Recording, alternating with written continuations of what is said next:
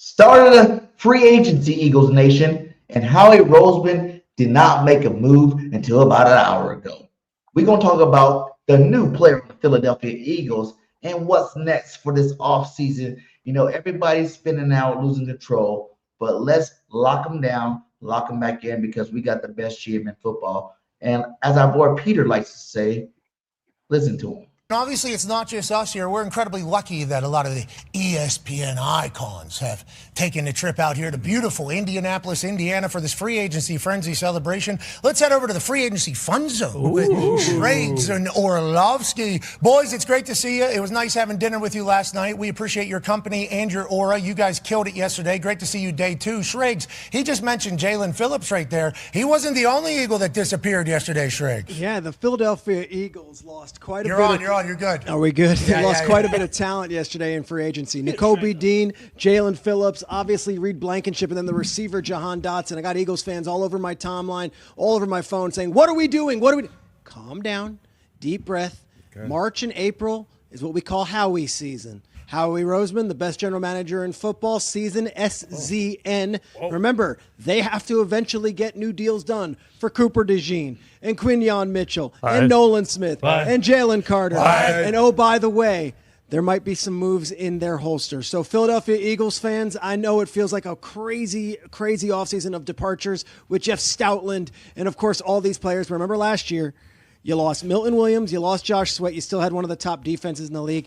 This is part of being a football team. When you're really good and you draft really well, there will be teams that come poaching and raiding and taking. Trust your general manager. It is Howie season. If you win, there's enough to go around. How about our quarterback? How about our quarterback? I'm your quarterback. He's a stud. He is a stud. I knew he was going to play that way. I knew it. Don't doubt him. All he does I'm is win. BirdGang 31 and I'm fly like an eagle. Hit him low, hit him high like the Eagles. Catch me on a podcast and we only talking Eagles. Dallas still sucks and ain't nothing like the Eagles. I'm one O-line, Jalen Hurts top 5. Run it like Saquon, like I'm down Quinyon. Always open AJ, touchdown, say. Strap him up like the Jean, sack him up, Zach Bond. On the road to victory, yeah. We gon' watch our Eagles fly. Hit him low, hit him high. Hit him low, we gon' get him. Hit him high, we gon' get him. Hit him low, we gon' get him. Hit him high, we gon' get him. Hit him low, we gon' get him. Hit him high, we gon' get him. Hit him low, we gon' get him. Hit him high, we gon' get him. BirdGang 31 is a Holtzman. Bringing Eagles to your door like the postman. Make some noise if you a real Birds fan. Make some noise if you a real Hurts fan. Yeah.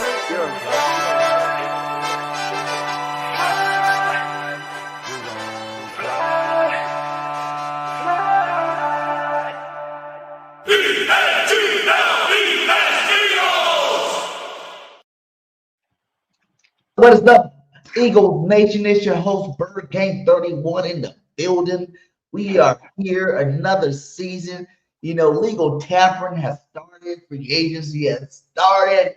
The Birds have been slow poking through the gates, but I'm sure Howie Roseman got something cooking, my guy. I got my boy Byron in the house with me today. How you doing today, Byron?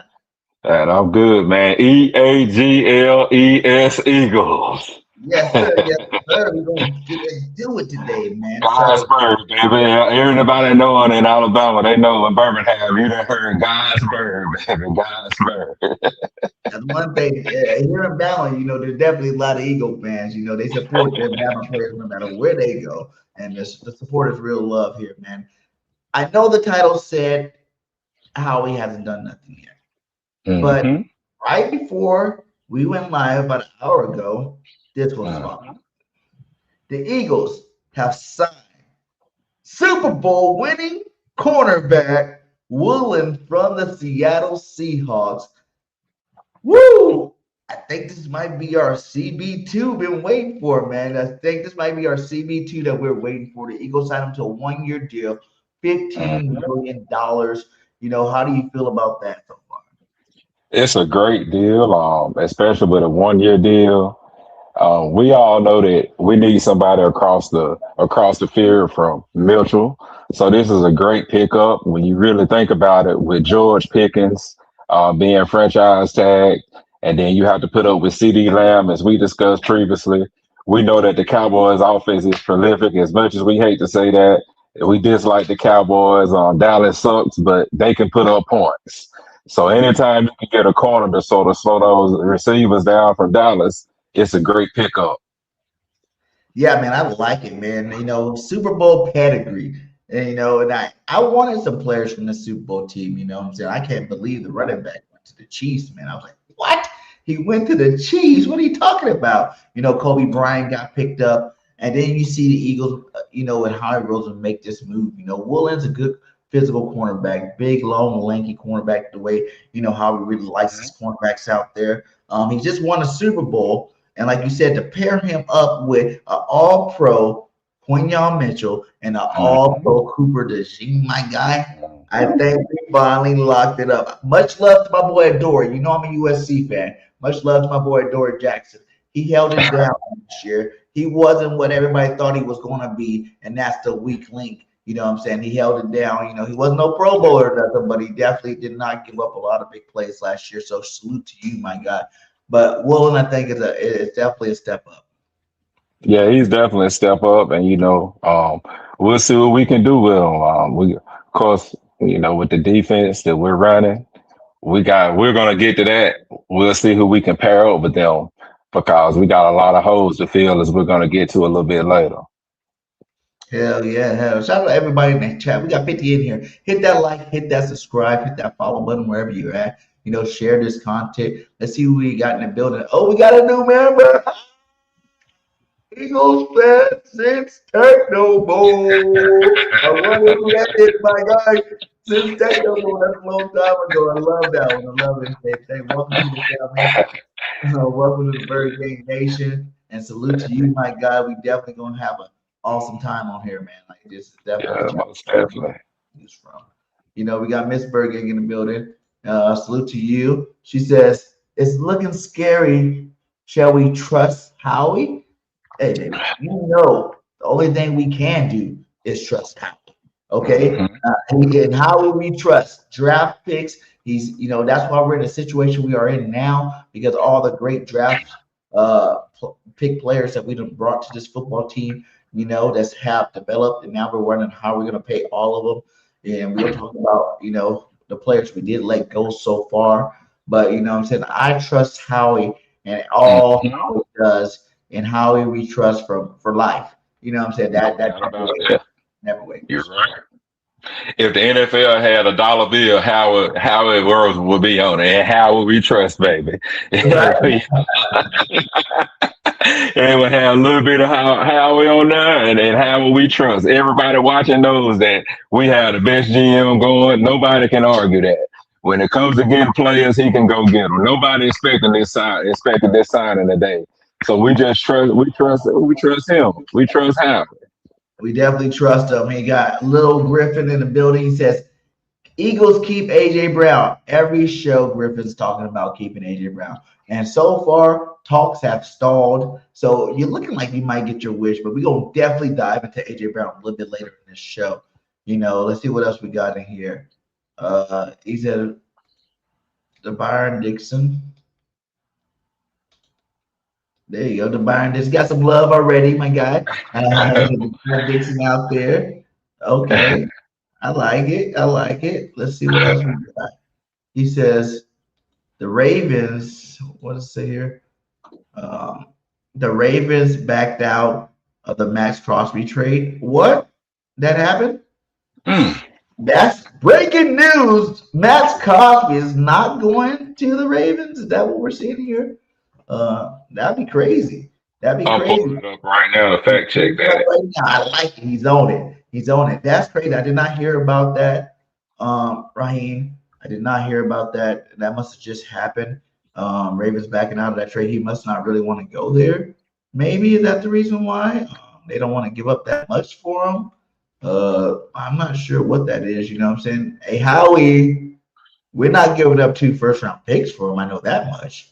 Definitely not doing that. You know what I'm saying? We're not going to give them 2 first-round picks. So if the Ravens want a first-rounder, if the Raiders want the first-rounder, then maybe. He's a medical issue in Crosby. Oh, did he get hurt? He did get hurt, didn't he? He did, but the Ravens said they don't have any no further comment at this time, according to the Ravens website. They basically just said like they're backing out and that's it. No further comment right now. The Raiders commented, but let's see here. Looks like the Raiders announced it first. The Raiders announced that the Ravens backed out. That's crazy. Someone said in the chat about he did not pass the physical today. He didn't pass it? He didn't pass it. Wow. Because I'm thinking he got hurt late last season. I think that's why. And he's probably not 100% ready to go right now. Wow, that's crazy. That's big time news right there that the Ravens are not getting Maxx Crosby. That's a shocker. And now it's like with this news, does that help the Eagles? Does that help the Eagles pick up Crosby? If it's a medical concern, he doesn't pass his physical. You shouldn't have to give up so much money or so much assets to get a guy like Crosby now that he can't even pass his physical right now. So when are you going to get to use him for the year? And that might make the deal a little bit easier for a guy like Howie Roseman. Correct. I'll definitely play on that. And I mean, we know he's a game changer.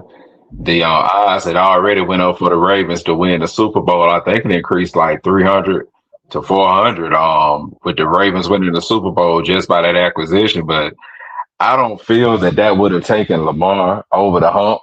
I know we're going to get to that, a little later. I told you, I think Donovan McNabb and Lamar, uncle and nephew, it's like they ain't never win the big game.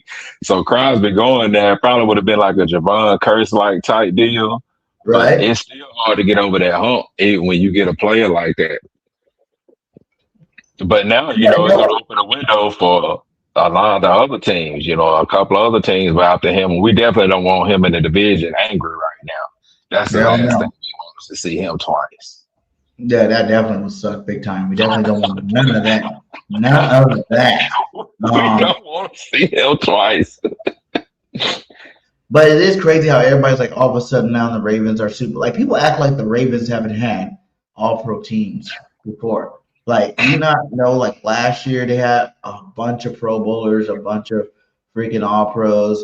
I think 2 years ago, even when we won the Super Bowl that year, I think they had when Lamar won the MVP that season that year. They had like 16 Pro Bowlers. You know what I'm saying? Like the whole team was like on a Pro Bowl. Like they had great defenses, and good offensive production. You got Derrick Henry over there running like crazy the last 2 years. You know what I'm saying? Lamar Jackson, like you said, some players are just cursed. Lamar's cursed, Burrow's cursed, Josh Allen's cursed. Dan Marino was cursed. We go all the way back to when we were kids. Right? These guys, when they get in big games, it doesn't matter how good their team is, they seem to choke. And they're costing coaches jobs, The Bills don't fire their coach. The Ravens don't fire their coach that's been there forever.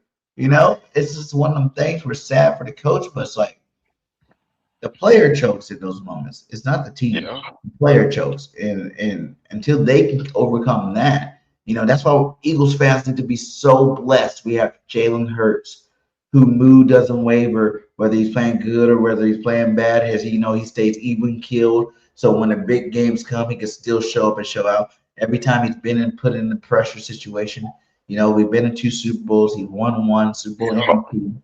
You know what I'm saying? Like, that's what you want your quarterback to do. Who cares about the regular season? Everybody get too clamored with the regular season stats.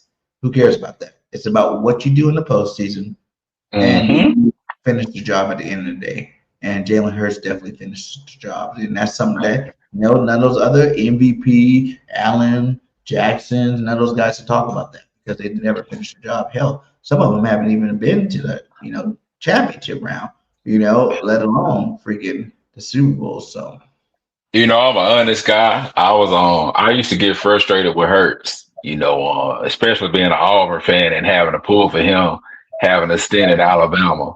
And one of my friends, shout out to Earl Wilkerson, he would always, and he's a big time Tampa Bay fan, but he would be like, B. You know that man that had 1,000 different offensive coordinators. The same thing you told me in the gym the first day we met. And you have to take that into consideration where you're consistently learning a new system. It's almost like you're learning a new operating system at your job each week. So that's Yeah. always like, it's hard to pick up on the new cadences. Okay, what's going to be this audible this year? Like, here we go again this year.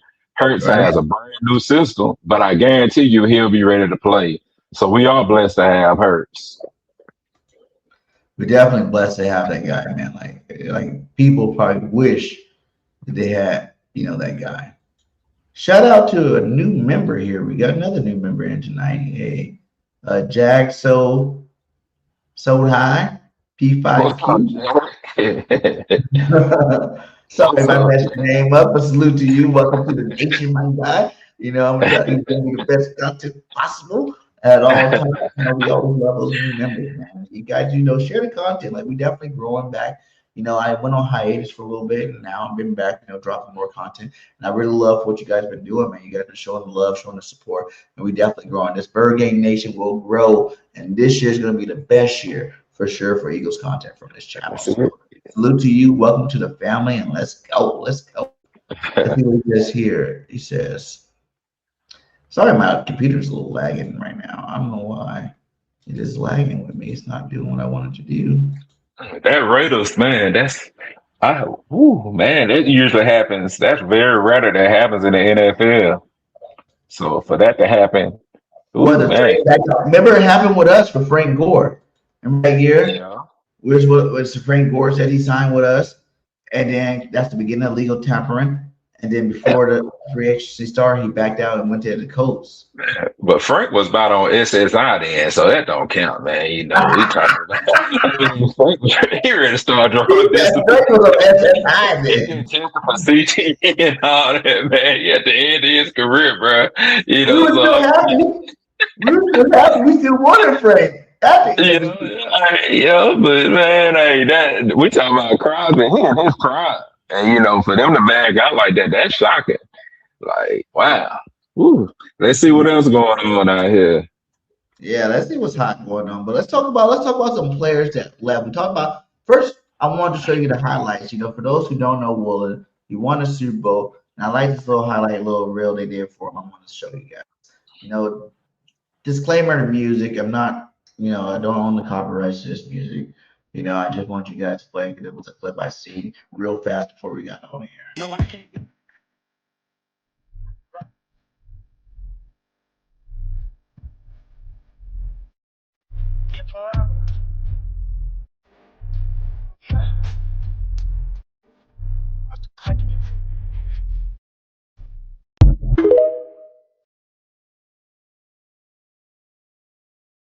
So this guy makes plays, man. I want to show you guys that before we moved on with the show. This guy makes plays, and that is your newest Philadelphia Eagle, that's on the team. And we're going to dive more into him as the offseason goes along. We see it because I think Howie probably still draft a cornerback, somewhere in the draft this year. I think, that this is not the end of the cornerback spot. I know we restructured Michael Carter Jr. Second. We restructured his contract to save some cap money, so he's still on the roster. Ringo's still here, I guess, until he's not. And I think Adoree Jackson, he's a free agent. So I like our CB room. But let's talk about some of these guys that left, man. Before we talk about the ones that left, let's talk about the move that Howie did do, and that was extend Jordan Davis. How you feel about this extension? Because I told everybody last year Jordan Davis was going to be the best DT on our football team, and he showed me right. And I said from here on out, Jordan Davis would be the best DT on our football team, period. People think I'm crazy, but I just have that feeling. How do you feel about this? I think the money that the Eagles gave him shows you, $26 million a year, for a nose tackle that had his best season this year. But that's telling me one thing. They expect Jordan Davis to play more. They expect a little bit more out of him, and he hasn't hit his ceiling yet. So they expect over the next couple of years him to hit that ceiling. And that ceiling is really, really high right now.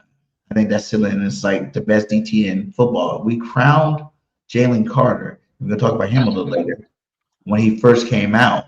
But I think this Yeah. is one of the situations where Jaelan has not gotten better every single year. He's gotten hurt. His Right. stats got bigger. But Jordan Davis, we can honestly sit here and say, since his rookie year, it's gotten better. And 2 years ago, in that playoff run, that Super Bowl run, we seen him turn on a switch, and that lasted all last season.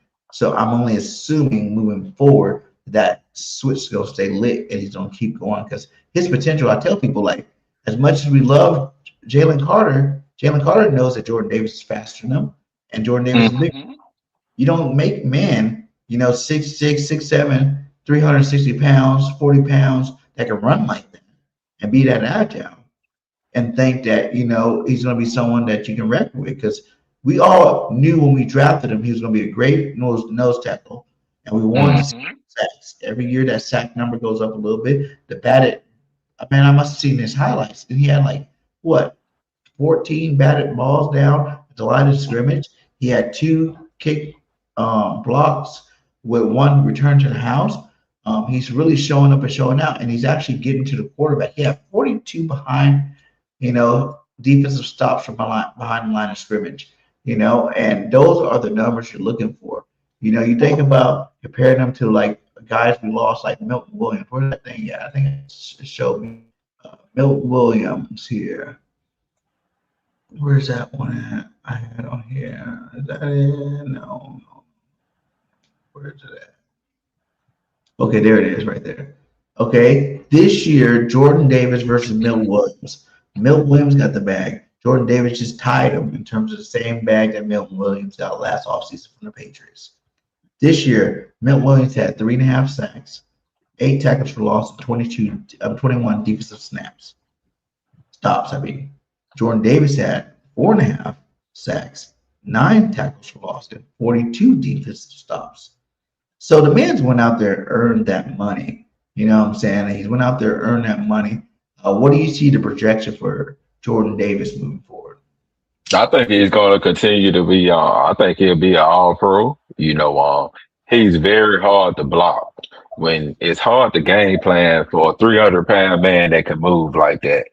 Another thing that all the Eagles fans know is his work ethic. He has a great work ethic. He lost 30 pounds from. He came back in 3 months. He was 30 to 40 pounds down. Anytime somebody has a work ethic like that, those are the type of people you want in your circle. Not only in your circle, of course, you want them on your team. Anybody that can come back from, that tells me that if I want the money, that's showing me that off the field, not only am I doing this while I'm here, I'm doing this off the field as well. No disrespect, but look at Zion Williamson. Imagine if he had Jordan Davis's same mindset where he would be at in the NBA. So when you look at Jordan Davis, you see this is just a big individual that's hard to block. And that field goal last year that he blocked, nobody else could do that. And if I'm correct, he did that 2 or 3 times. Yeah. So, he was the reason that we won a couple of games and were able to hold on to the NFC East. So when you talk about Jordan Davis, this is just not your normal nose tackle. He's worthy of every penny because without Jordan Davis, we would not be talking about Jalen Carter right now. They go together. It's like peanut butter and jelly. It's like Batman and Robin. They need each other. They feed off of each other. So, I've always been big on Jordan Davis. And of course, being in the Southeast here in Alabama, of course, football is huge. And right. We got to watch that for 3 to 4 years while they were in Georgia. Just all of those guys that we have from Georgia, they're superior athletes. They go through we know that they're top tier athletes. So, we gotta keep the big boys happy. And we know that Howie, it's a joke, an ongoing joke by offensive lineman and defensive lineman. We already know that's what we're gonna draft. We're gonna get 1 or 2 each year because it starts in the trenches. So that's why we had to pay him. Yeah. And what do you think about him moving forward? Do you think he can become what do you think about my take of him becoming the best DT on the team moving forward? What do you think? To me, he's already there. I mean, if you look at what he did last year as far as being a game changer, he's already became that game changer. If you take him out of 4 or 5 of those games last year, we really do lose those games. It was because of his presence, his engine. Like they told him he needed to lose weight and we need you on the field more. He said, bet that, I got you. He went, he trained his butt off, and he was on the field 3, 4 downs. That's what you want from your star players. That's what you want to pay. If you pay a man $25 million, I need you on the field. So to me, he earned every penny of that. And he's going to continue to be unblockable. He's an all pro, and he's going to give everybody in the NFC East fits. Do you think the contract says anything about Jalen Carter? Because now you got, oh, wow, everybody thought the contract was going to be like 18 to 20. You know what I'm saying? Like something like that for Jordan Davis. And now you see the big number at, 26. That's like number one nose tackle in the NFL, top 3 defensive tackle in general paid. And now you got Jalen Carter in your team, which we can run it back and do the same exact thing that we did with Jordan Davis. Give JD the, 5th-year option. Wait to see what he does this year. Because people don't realize, too, with JD, 2 shoulder injuries, my guy. You're a defensive tackle. You need your shoulders. Mm-hmm. And that's why you really start to hear some of these trade rumors.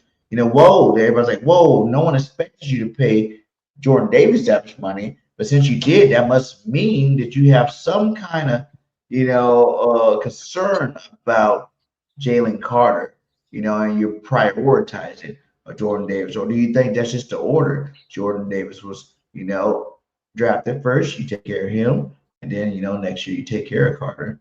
How do you think that dynamic worked out? Do you think? I think that's fair. What you just said, take care of JD first and then Jalen Carter. And one of the main reasons is we saw the first game last year, Jalen Carter hawks a loogie in Dak Prescott's face and gets kicked out of the game.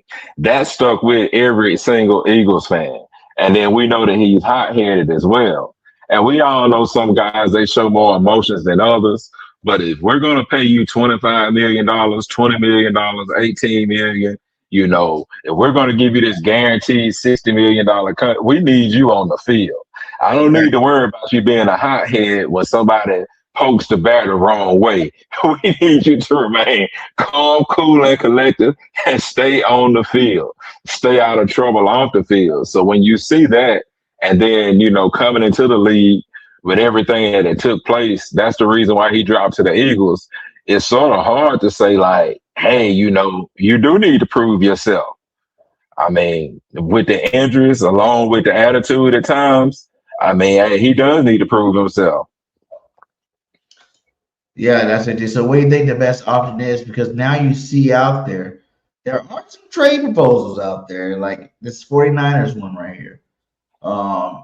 It says Jalen Carter in 2027 third-round pick for Nick Bosa, and 2026 first-round pick. For one, Nick Bosa has had some injury problems as of late. He's not playing at the highest level as he used to, but he's still one of the best pass rushers in the game. Do you think with having a guy like, Jordan Davis in the middle and Moro Ojomo in the middle, that you can afford to trade a Jalen Carter for Bosa, since we never got our outside pass rusher? And would you make a trade like this? Yeah, that it would be hard. It's almost like a even trade when you really look at that. It would be hard to say no to Nick Bosa. It would be very hard for me to say that. Like, I would take that trade. A lot of people will probably disagree with me, and they'll say Carter this and Carter that. But we all know that it's very, very hard to say no to that trade. Especially, like, didn't you have up there a first-round pick and Nick Bosa? And Nick Bosa. Every day. Yeah, every day out the week. You can have a first-round pick. He can make wonders happen because he may turn that into 4 other picks. You just never know with Howie's magic. Right? Yeah. Yeah, that's a great trade proposal. Yeah, and I see what people don't realize too, like everybody that would be using what we've all crowned him. Like we crowned Jordan Davis. Like everybody, even today, you look on Twitter, you look on all social media, says Jalen Carter is the most disruptive defensive player in the NFL. You know what I'm saying? They know he got hurt, so they're so quick to give him. Oh, he was hurt. That's why the number's not there. Oh, he gets triple team. That's why the number's not there. But for me, since he's gotten drafted, the numbers hasn't really been there. You know, and I feel like if you're dominating like a Aaron Donald, if you're dominated like what's the dude name on the Kansas City Chiefs? Chris Jones. Chris Jones. When you're these guys that are dominating at the defense tackle, it doesn't matter who's double teaming. It doesn't matter what kind of injury you get. You're going to put up those big numbers. And I don't really feel like those numbers have been met by Jalen Carter. Like I said, I don't see him progressing every single year. Like he's been in what, 2 years on the team or 3 years now? And he's not gotten better. Well, people say he got better because he made, you look at the Super Bowl year. Everybody loved him because he made the Matt Stafford last play of the game. You know what I'm saying? He's made key plays. Don't get me wrong. He is a stud. I'm not saying he's not, but I never crowned him as being like the best player. And I feel like a lot of people anointed him and made him that before he's actually earned it, And that's why I say a guy like JD, man, he could end up being the best DT in football just because of his work ethic. Like you said, any guy that can lose 30 pounds and be on that football field a lot more and produce at the level he's producing at, like 42 defensive stops, that's huge. That's huge. All those pass deflections to block kick to touchdown, that's all big game type defense. And he's not a problem. He became more of a leader last year. And like you said, you got JC over there spitting on Dak. You know what I'm saying? Like he's not showing leadership. He's not showing he's getting better. He's not showing, nothing for that matter. So why should we think that, he needs to be paid as top defensive lineman in the NFL right now? Because to me, he hasn't earned it. Jordan Davis is the best DT on a football team to prove otherwise. And I'm looking at the stats. In 2023, Carter played 16 games, 33 total tackles, 20 solo, 13 assists, 6 sacks, 2 forced fumbles. 2024, 16 games, 42 tackles, 25 solos, 17 assists, 4.5 sacks, 2 forced fumbles. Then last year, 12 games, 33 tackles. Of course, that's going to fall off with him missing 4 games. He had 3 sacks, 0 forced fumbles. And another thing I just want to throw in, to add on to it, do we remember him in the playoff game? Yeah. Because big players show up during the playoffs. Right. And when we knew the stops during that playoff game, he just wasn't there. So that's what I'm going back to as well. Like Jordan Davis was showing up. I don't remember Jalen Carter showing up in the playoffs. A couple of plays, we were a couple of plays away from going to the next round, but hey, we couldn't make that one stop. And to me, if you want that top dollar, you got to go get that sack. Well, we had Reggie White, we didn't have to worry about that sack taking place.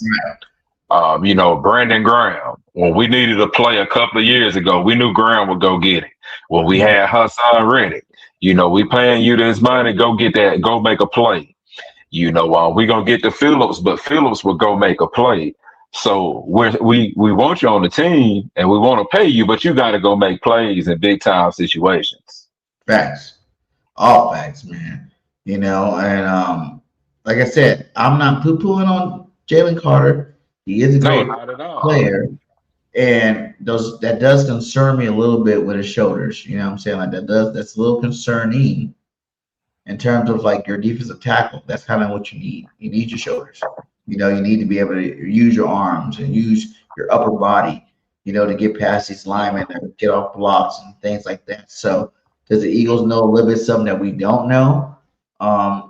Or, are we just kind of like speculating and thinking that, he might not be this guy? Because that's a big contract for Jordan Davis. That's a big commitment.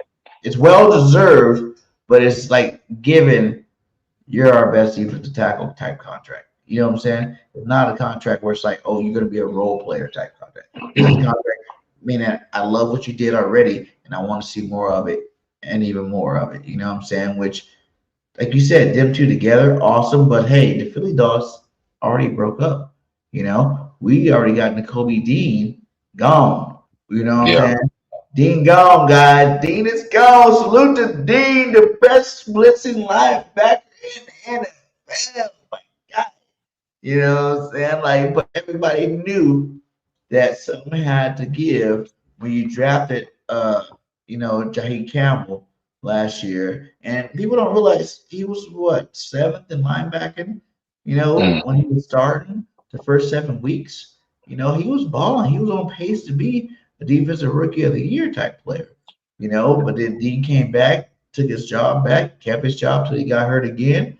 But I noticed the second time when Campbell came back in, it was like, he had that fire. He's like, hey, I don't want to ride bench, you know what I'm saying? So I'm going to make sure from here on out, I'm going to get some kind of PT, you know what I'm saying? Because I worked hard during those 4 weeks of not playing, So it was one of the things, who's going to leave? Was Dean going to leave? We're going to trade Campbell, or are you going to trade Bond, who's a two-time All-Pro? And that wasn't going to be the case. So it's either Dean or Campbell, which, there was a small possibility I thought he could come back. But I knew once he hit free agency, he's going to get too much money. He's mad too much money. He's one of the best blitzing linebackers in the game. And I think if Campbell doesn't develop the way he needs to, this could possibly be a blow to our defense.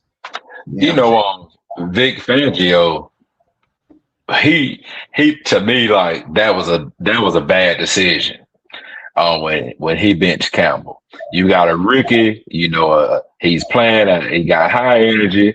He was playing very, very good. He was up for all, for rookie of the year. And then all of a sudden you bench the guy. So I want you to imagine like being 20, 21 years old, 22 years old, however old Campbell is, and you playing with fire. You done learned the system. You done came in, and all of a sudden it's gone overnight. And not only was it overnight, he like kept him on the pine. Like he was sitting, like you said, for like 4 or 5 weeks, and that defense really took it went in a downward spiral. Right. I mean, if you remember when Campbell left, like when Campbell got, like when they benched Campbell, that's when we went on that, like, okay, what is our identity? So that was like a rough stretch when he when he got benched.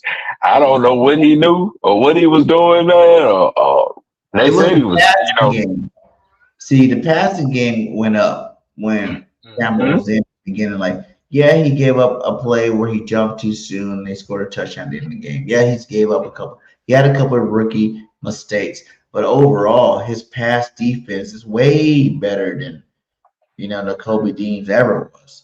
You know what I'm saying? That's why we drafted him in the first round. He's a diverse player that can run out there and get the quarterback, but also his coverage skills were just so good that I feel like Eagles, didn't really want to, mess with that. But like you said, I think it was a mistake, even though I love the Kobe Dean, but you let him go through those bumps and you don't re-bench the guy.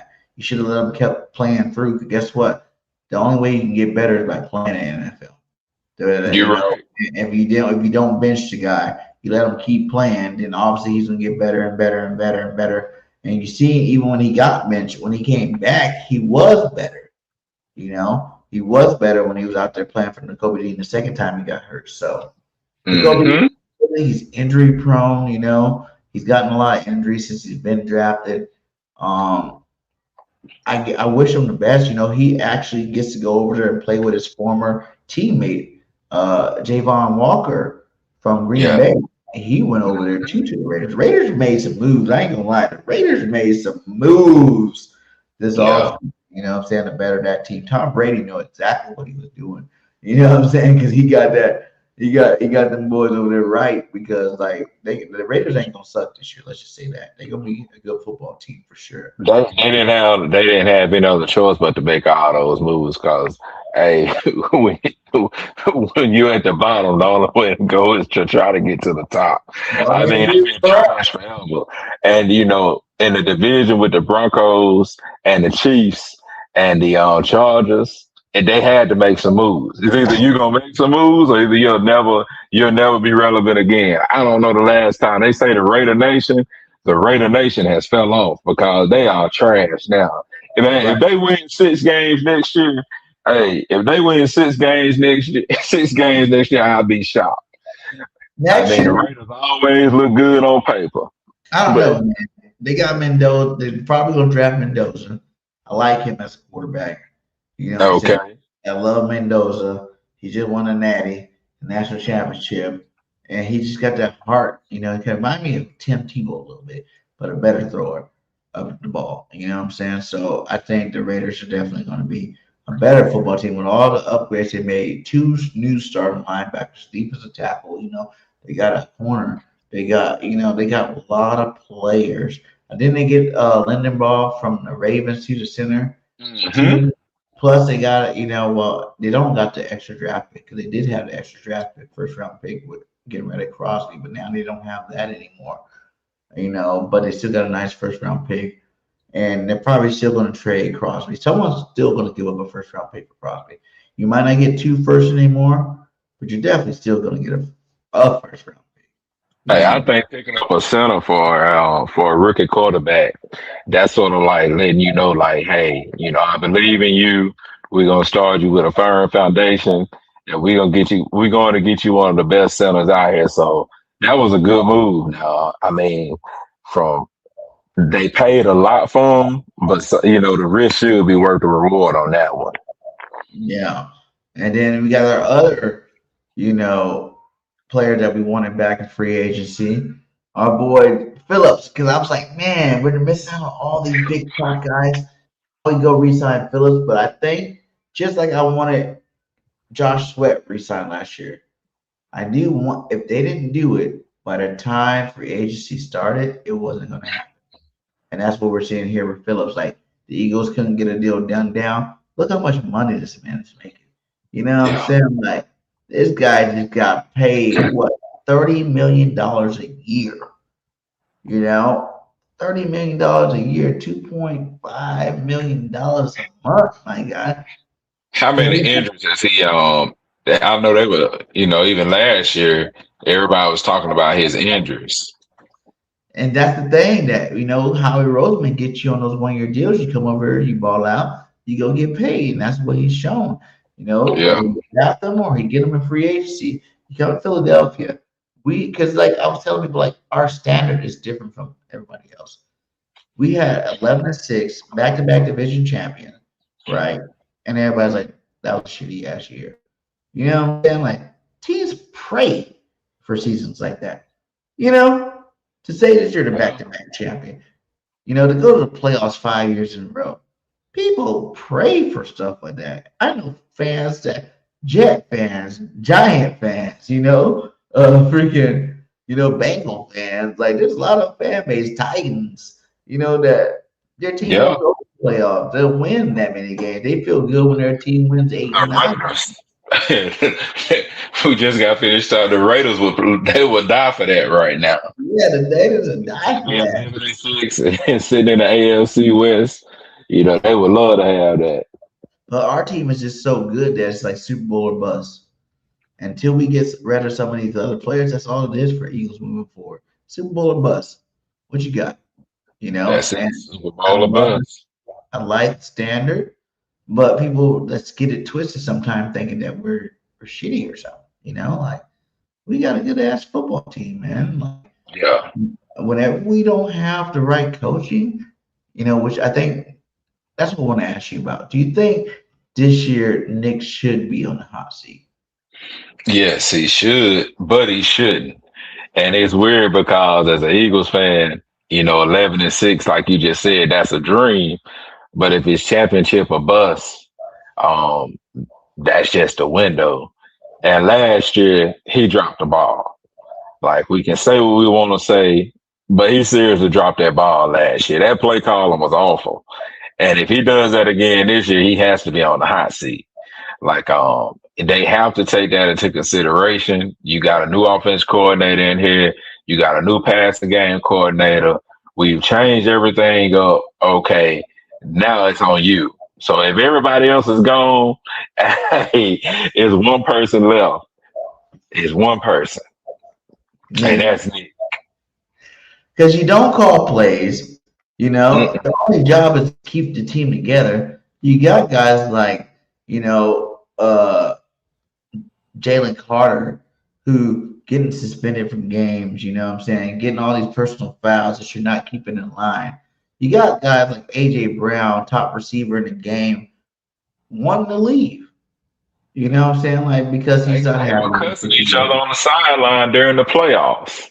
Yeah, cussing each other out on the sideline during the playoffs. So that just shows me you don't have full control of this football team.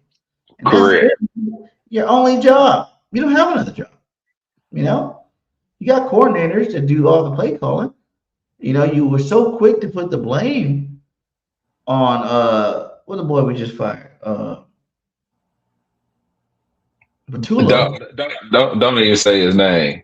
Yeah, Patullo. Yeah, don't say his name. My head start. I gotta go now. My head. I get a migraine when I hear that. But the puh. Anytime I hear the puh, that first syllable, my head starts throbbing.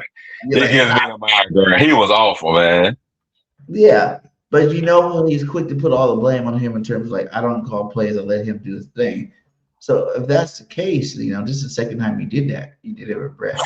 You're right. That is the second time. You know, you done did it twice already, my guy. Like, you know, you did your 2 years you did do it. It worked out well. We went to Super Bowls. 2 years you did do it. You know, we look like the laughing stock of football out there. And like even in a down year where we can blame everything on Matula, it's like still, you know, Saquon Barkley was still 6th in the league and rushing. You know, Devonta Smith and AJ both had 1,000 yards. Yeah. You know? Jalen Hurts had his most, you know, highest touchdown passing wise, touchdown performance. You know, high, you know, in percentages. You know, we're good in red zone. You know, there's still pluses that came out of a down year in Philadelphia, and you know, we just want to win that chip every single year. And you know, sometimes you gotta realize it's not realistic. You know, look how many long years it took us to even get to the chip. You know, and then we've been to what, 3 of them, 1-1. Mm-hmm.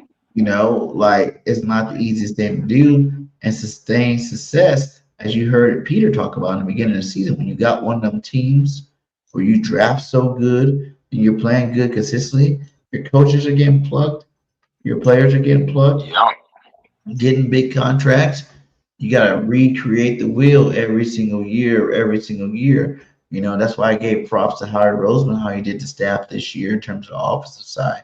You can have, you know, a possibility to have longevity there by so many different minds that he brought to the table. You know, you got Johnson from the Texans there. You got Gazard from the Tampa Bay Buccaneers. You got Mannion from freaking Green Bay. You know, all good coaching trees, which if they all work well together, you know, and they start, we keep winning like we are.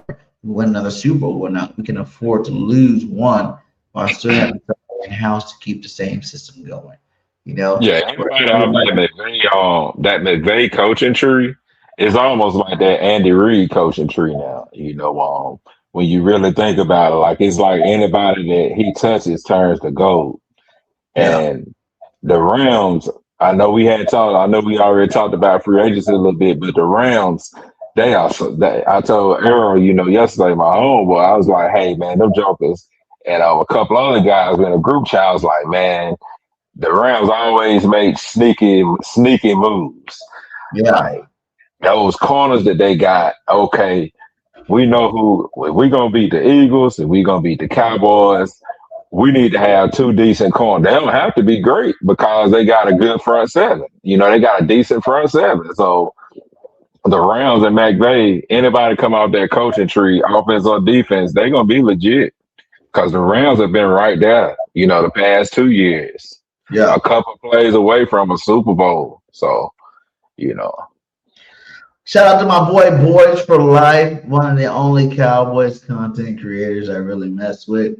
He's my guy. Boys, when you come back to the network, my guy, we need to get that Cowboy show rolling back on the network.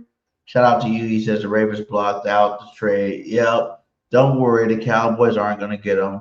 So that's just none of your concern at the end of the day. Your team still is trash. And guess what? I was so proud of Nakobe Dean because they reported that Nakobe Dean got the same offer from the Dallas Cowboys. And guess what he said? Oh, hell no. He said, hell no.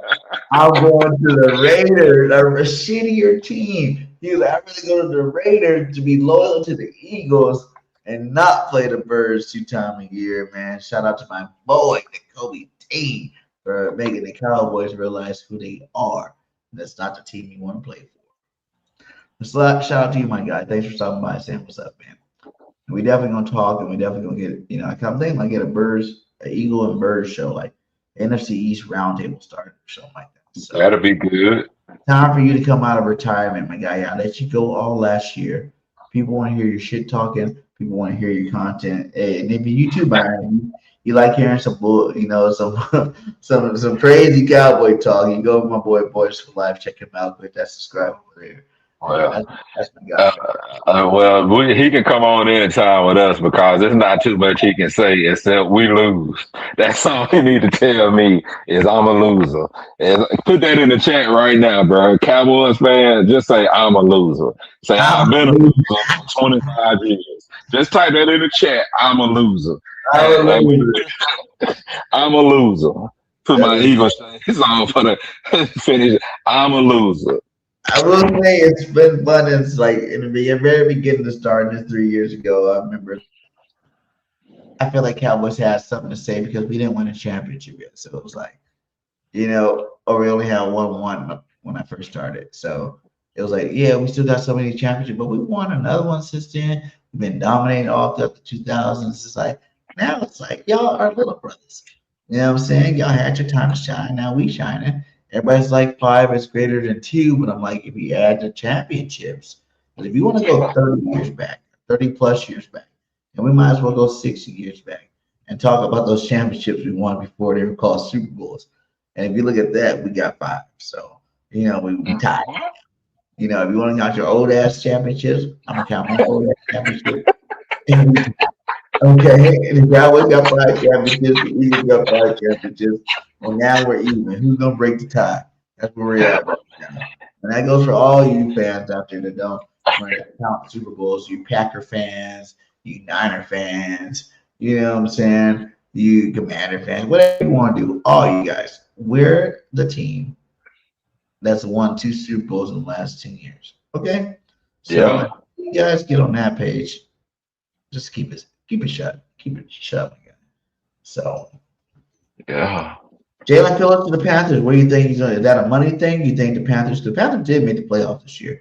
You think that's a good move for them? Do you think he's going to, fulfill that contract at $30 million a year? Because I feel like the Raiders, he's going to do what he does here. When he's healthy, we a great linebacker for him. But will he stay healthy the whole year? I don't know. I can't say that. I know he's going to go play with his Georgia Bulldog buddy over there and Quay Walker. So good for him. He has a familiar face. They were linebackers together at Georgia. But with this deal with Phillips, I just feel like he got the bag. He just went to whoever gave him the biggest bag, and they want to give him $30 million. And he's like, "Cool, I'm going there." Because I don't really know too many great defensive players on Panthers for him to be too excited about. I thought he might stay one more year with Big Fangio, who he played the best with, but he was like, following him to Philly for Miami too. So, but $30 million a year, and you put him in the NFC South, and going against Tampa Bay and Baker Mayfield, Mike Evans just left, so they got to find another receiver. You look at the Saints; they're rebuilding, which they made some good pickups during free agency. They helped out the offensive line, and when you look at the Falcons, Travis Etienne, that was a big move, I thought, for the Saints. Yeah, they got him and Kamara now. So is Kamara gonna get traded? Is the question, and what's going to be his asking price? I wouldn't mind seeing Kamara. If it was possible. For a 5th round pick, hey, come on up here to Philly. Let us pair you up with Saquon. but I know we probably can't pay both of them, but I think mean, we probably get him cheap because he ain't really done nothing recently. And we got so Diggsby for another year, so that'd be your 1-2 punch, and Kamara will be like your little third down back. You get him in the passing game. You know what I'm saying? Like get him in that passing game, running little Texas routes and flats and screens and whatnot, and get him open in the open field. But he definitely wouldn't be RB2 on our team. I think Diggsby earned that last year. The way he played up, he was a beast last year, man. To hell, half the season I thought he ran harder than Saquon. yeah, and he should have got more touches. During that stint where we were trying to run the ball, they probably should have gave Bigsby more Tank more touches. And also, when you think about that, they could have used Saquon in a different manner. That's where this new offensive coordinator is going to come into play because he's going to be putting all these guys in different places on the field. It's going to be a lot of motion. So this should be a big move for us. One thing I want to ask you about, what do you think about Tua going to the Falcons? I'd like to get, because I hadn't saw you in a couple of days. So what do you think about Tua going to the Falcons? I think it was the best move he could have made. If you think about the Falcons, Pittix might not be ready by the beginning of the season. He's a lefty quarterback. People are used to that lefty ball, so now the only quarterback room to have two lefties. And I think he needed a fresh start. It's closer back to Alabama, I guess, about the same distance actually, Atlanta and Birmingham, Miami, Birmingham. I just think he needed a fresh start. Miami wasn't it. He had Tyreek Hill, Jalen Waddle, but he kept getting hurt over there. So scenery, sometimes players play better. You look at guys like, Sam Donner, who just won a Super Bowl. He was trash. Everybody thought he was trash. I loved him because he's a USC boy, but he was trash for most of his career. The last couple of years when he went to the Vikings, he got better. You put some talent around him, he got better. I think over there now, because Jahan Dotson, speaking of an old Eagle, just signed with him, with the Atlanta Falcons. He's out to prove himself this year. He's tired of getting 3 or 4 catches. You still got Drake London. Right now, you still got Kyle Pitts. You got a good running game over there. I think it was the best spot for him, to be honest. It's a dome team, so you don't have to worry about the weather over there. The Falcons have a decent offensive line. Hopefully, they make it a little bit better for them. And I just think, it's a fresh start. This is going to be Tua's last chance in the NFL. If he goes out here so that dome, okay, we know Tua has a history of concussion. So how do you feel about that in that dome? Because that concrete, that floor, that padding, it's only so much it can give. So how do you feel about that? That's something that I thought about, like him going to a dome, and him he's injury prone as well. So that's what prompted me to ask you that question about Tua. So even though he's in a dome, but he's staying concussion. Then he's injury prone. So I just feel like he could have went to Minnesota, right? But you think about this. Minnesota, you got Jettis, right? You got rid of some players over there. You got a good receiving core, good tight end. But I feel like I don't think they're 100% over McCarty. What's his name? Okay. I don't think they're 100% over him, JJ, because they just drafted the year before last. So he's hurt. He hasn't really played that much. I don't think they're 100% over him. They want some stability there, so they're worried about it. Is he going to be able to take that next level? I don't think they're 100% over him. And I think in Atlanta, Pittix is going to be hurt. So off the bat, you got a chance to start some games, right? Okay, that's a fair. Okay, I see where you're going with that. All right. Okay. Off rip. And now, if you play good, you keep your job. Pettis doesn't play. But you play shitty, then there's still a young guy to go over there. Take your job. And at that point, your season, your career is pretty much over. Because why are you still playing if you can't start? You're right. I agree. You shouldn't even be playing. He really shouldn't even be playing no more. Period. You know, like let's be honest about it. Those concussions that he got were horrible. You know, horrible. Mhm. He's all twitching on the field and shit. Like I don't know if I was a player, I might not even play anymore. You know, it's total Falcons move. Yeah, it's a total Falcons move, and they weren't gonna bring back Matt Ryan, so we didn't have to worry about that. And you know, it's just like one of them things where I feel like it was the best decision for him. It's a 1 year deal, proven deal, and you know, he says Tua can't stay healthy.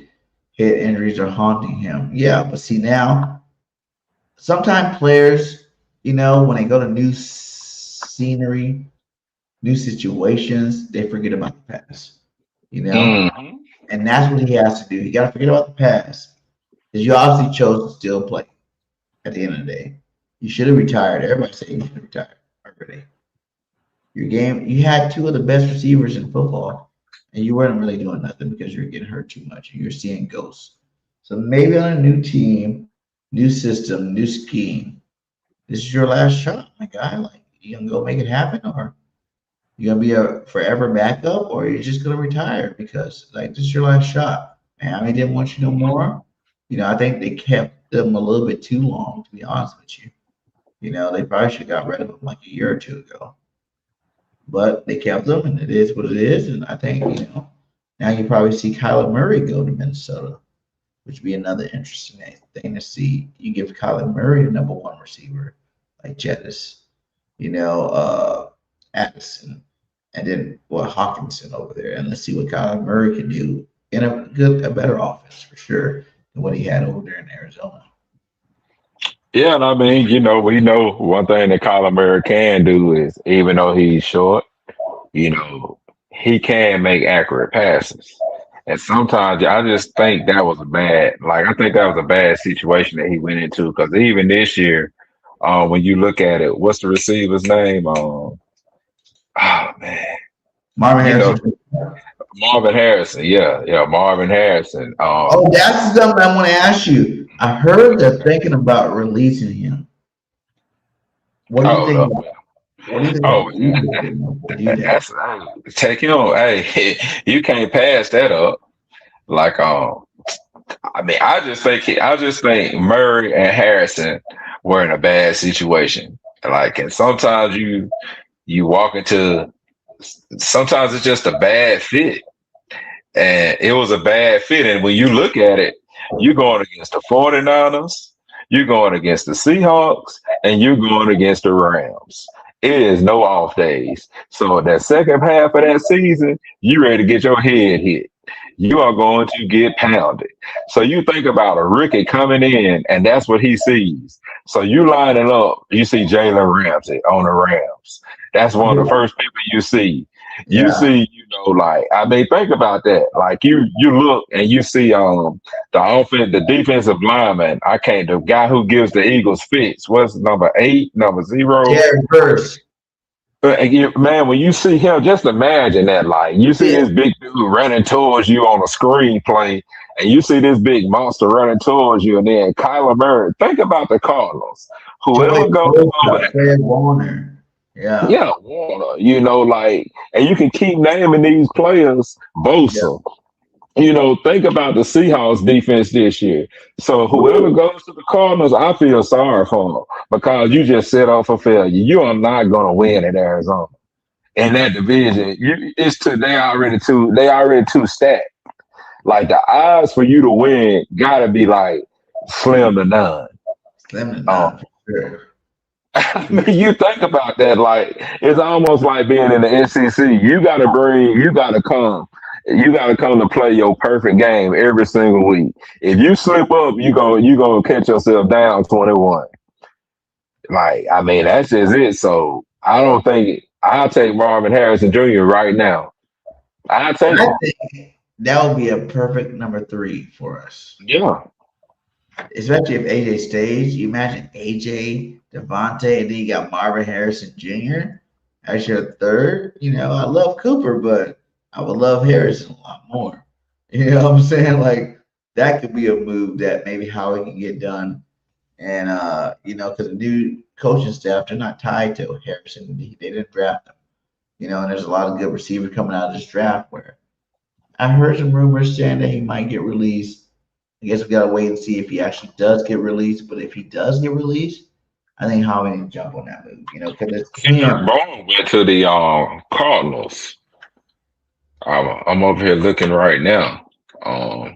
Cardinals Kendrick Bourne brings new layer to offense in 2026. So he came from the 49ers. So you think about that now. He ready, and now he gonna have a hard dose of reality.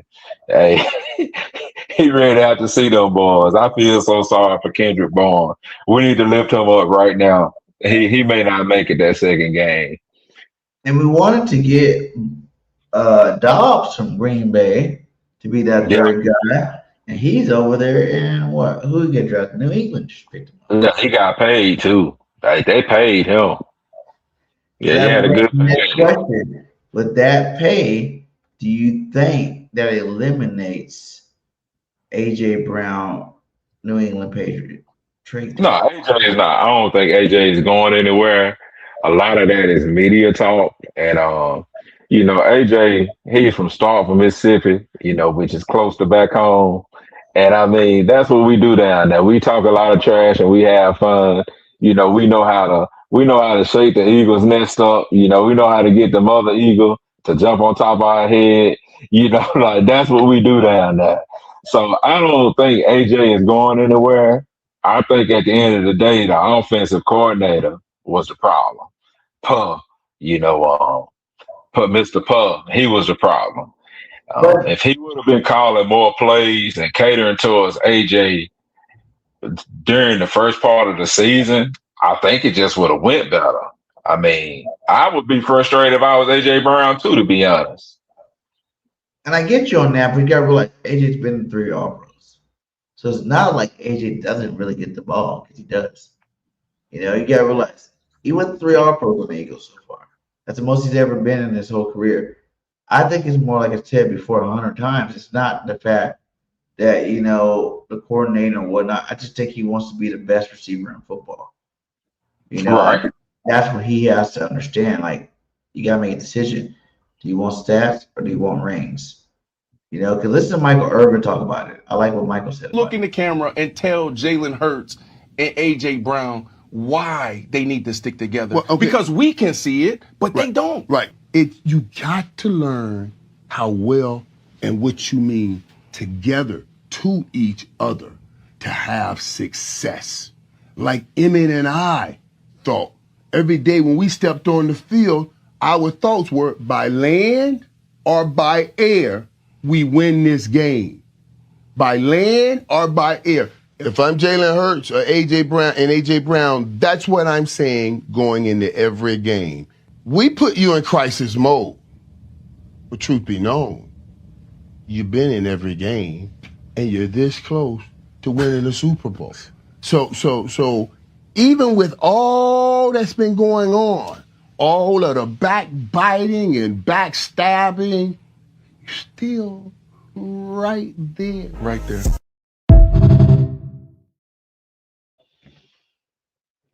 Irvin got it right. Because I feel like I said, I want AJ on the team. And like my last little video I made was like, it's not that AJ doesn't want to be an Eagle, it's not that Eagles don't want AJ.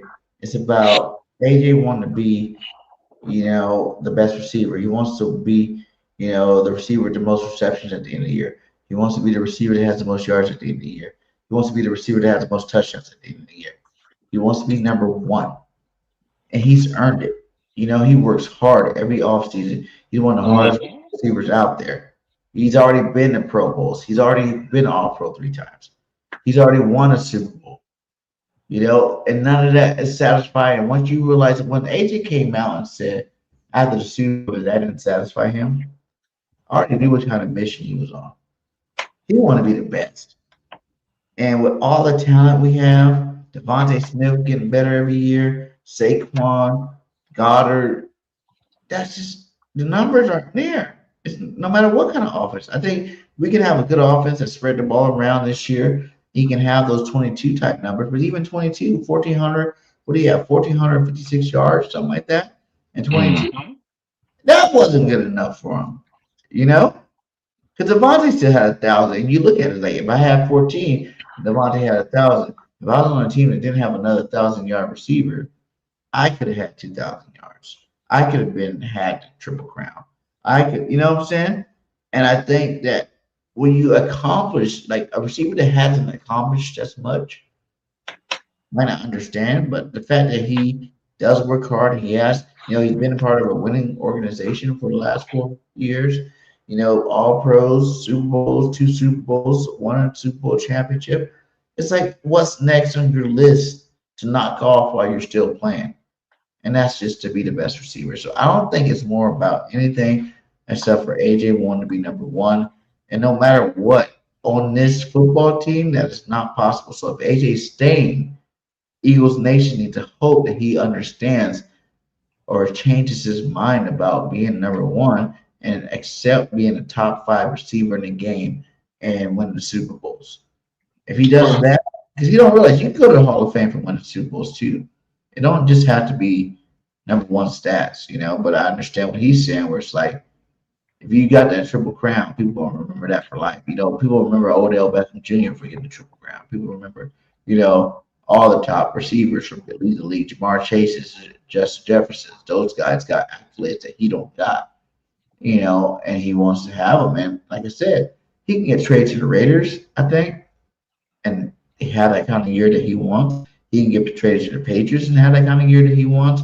There's a lot of teams out there that I guarantee would force feed him the ball because he would be the best receiver on their football team, and he can get those numbers. But he got to decide, is it chips or is it stats? You're right. Oh, shout out Sam. What's up, Sam? I am. And that's my brother Bread basket case at BK's 121. What's up, brother? I see y'all out here. Hell yeah. I missed it. So it's like, that's where I'm at with it. And I think that's what's up with this trade right now.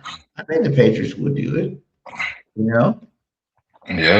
I think the Patriots would do it. I just think, they're playing it to best because they know he doesn't want to be there. So like, why do I have to give up so much for a guy that doesn't want to be there? And Eagles like, we're taking a huge ass dead cap hit for trading him. And then we're going to trade this huge ass dead cap hit. I heard something say like Howie's trying to do something that never really been done. It's like, do a deal without doing a deal. You have to deal now, get the draft pick now, but then wait till after June 1st to actually make the trade go through. And teams like, no.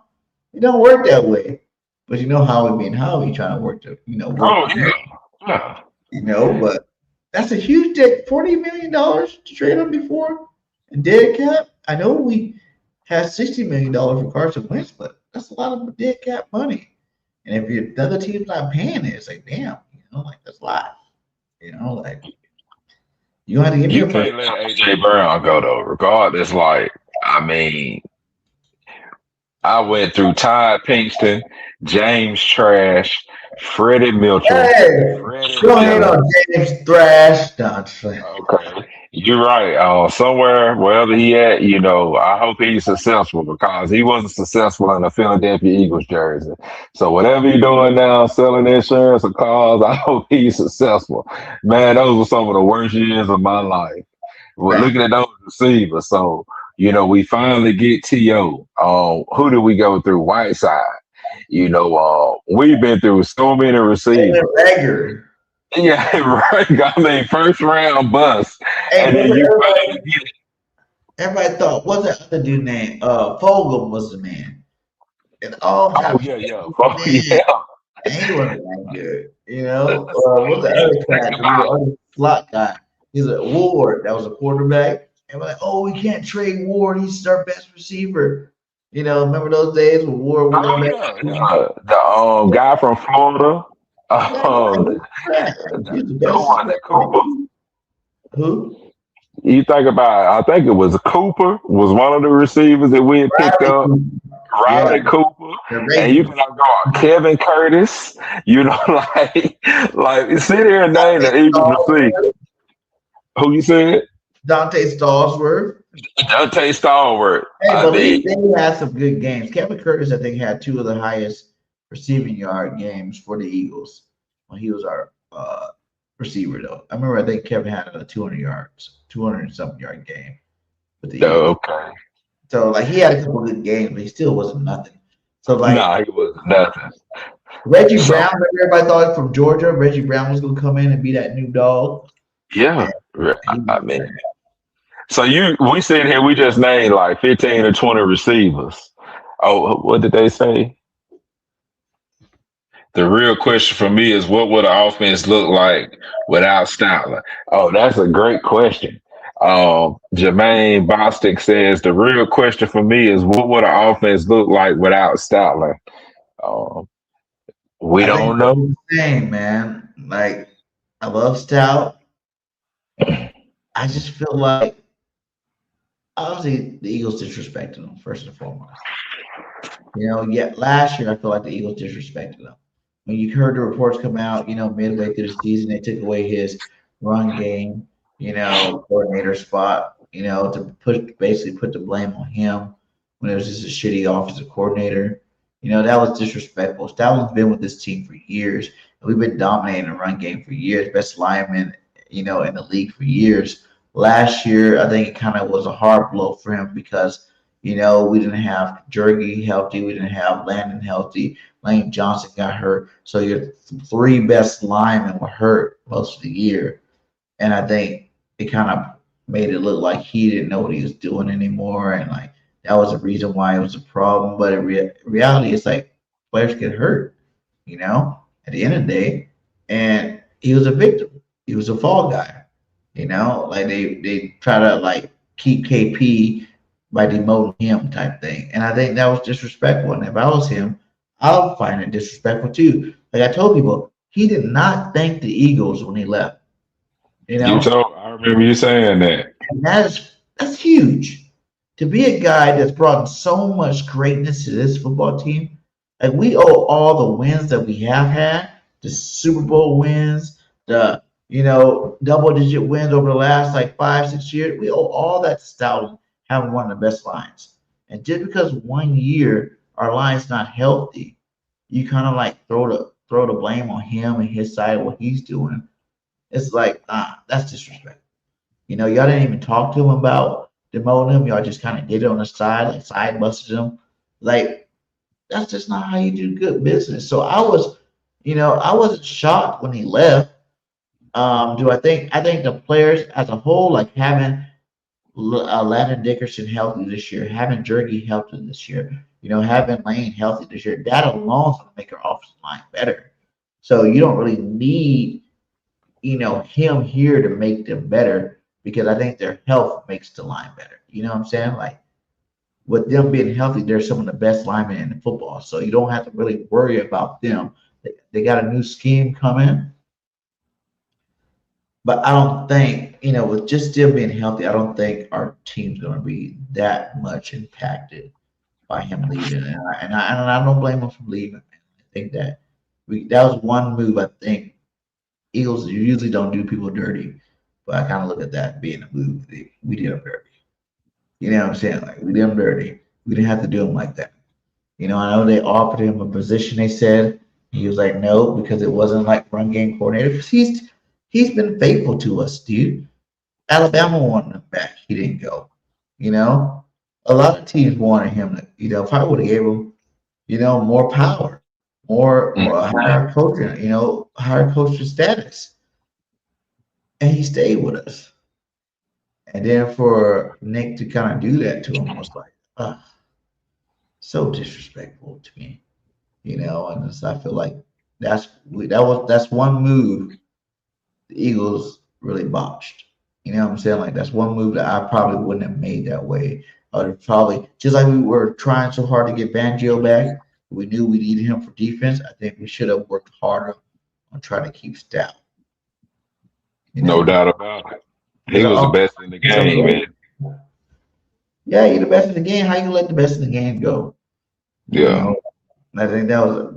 But I do think just the talent alone on this offense, like coaches do ride talent a lot on this football team because we got a lot of good talented players, and I do think that this new guy, Cooper or whatever his name is, uh, our offensive line's gonna look good again this year. It's a new scheme. We're doing new things.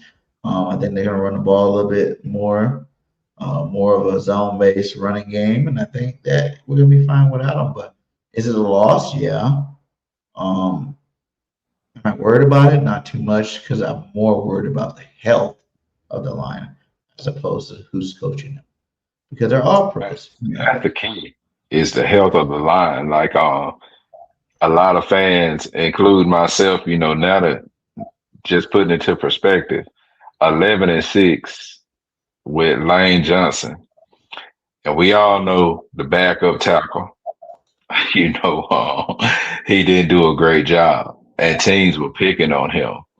So, you got an injured center. So even with an injured center, they won 2 or 3 games.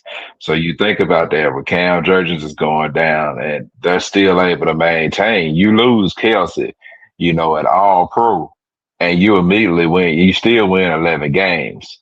And I don't think, we really taken into consideration the type of job that Stoutland did.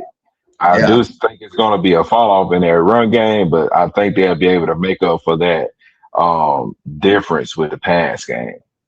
And see, what people don't realize is like we've had years before where one player, Lane Johnson was hurt, or one of the players were hurt. You know what I'm saying?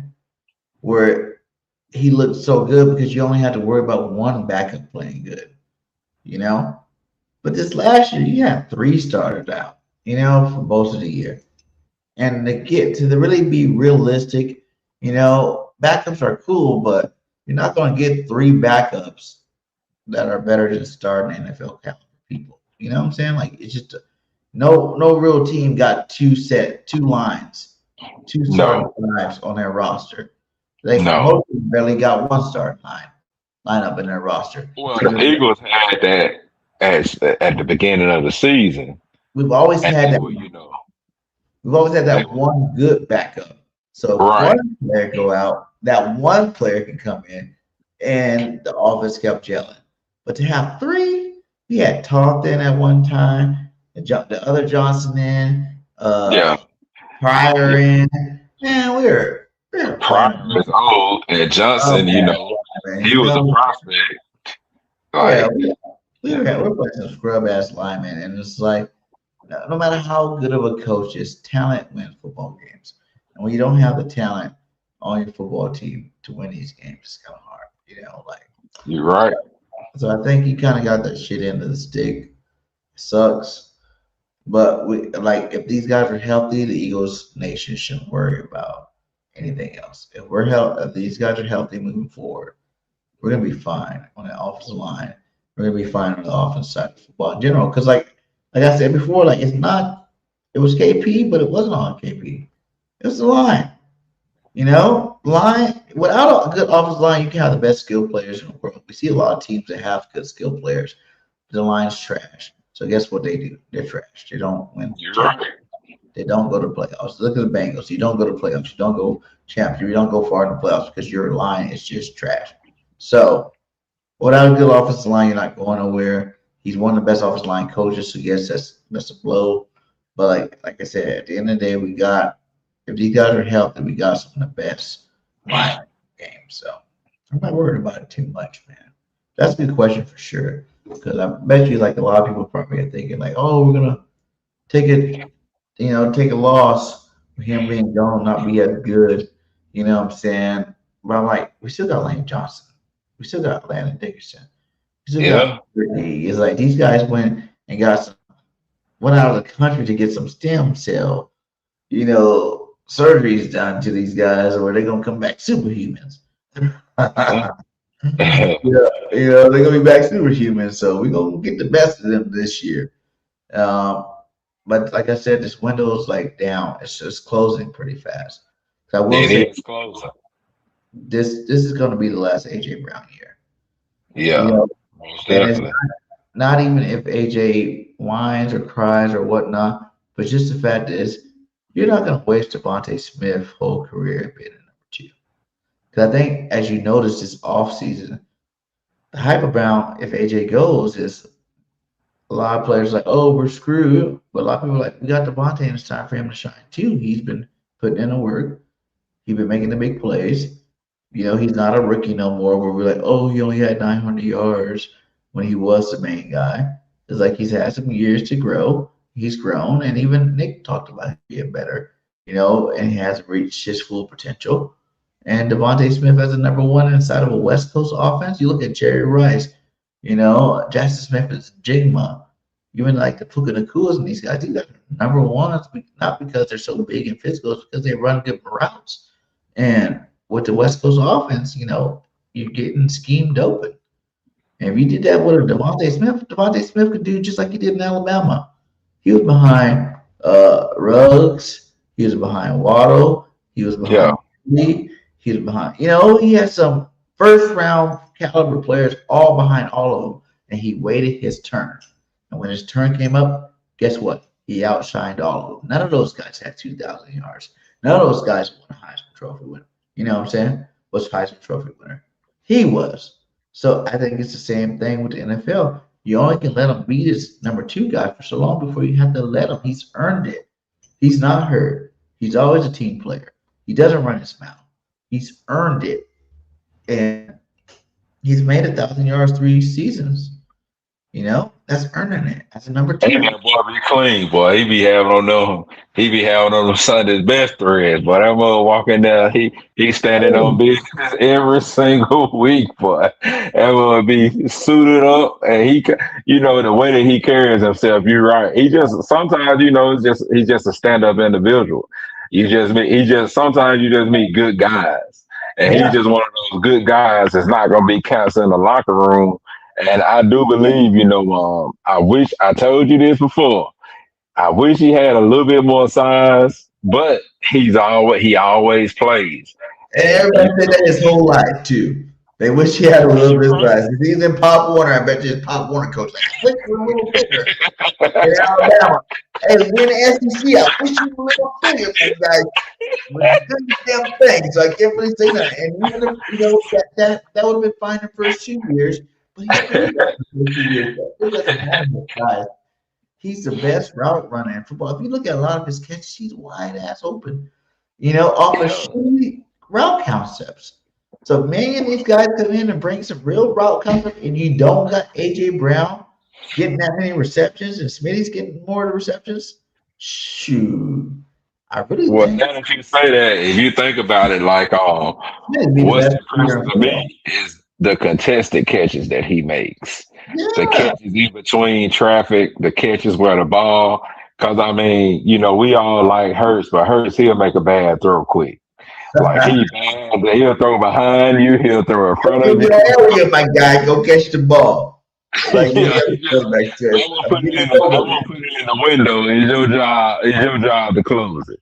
Yeah, so but I will say that Smith, and I do think if that was Smith in that playoff game versus AJ Brown, that Smith would have came up with those catches. Yeah, those 3 drops. Yeah, man, easily. And like I told everybody, as much as we say AJ didn't have Smitty, he can have the numbers that he want to have.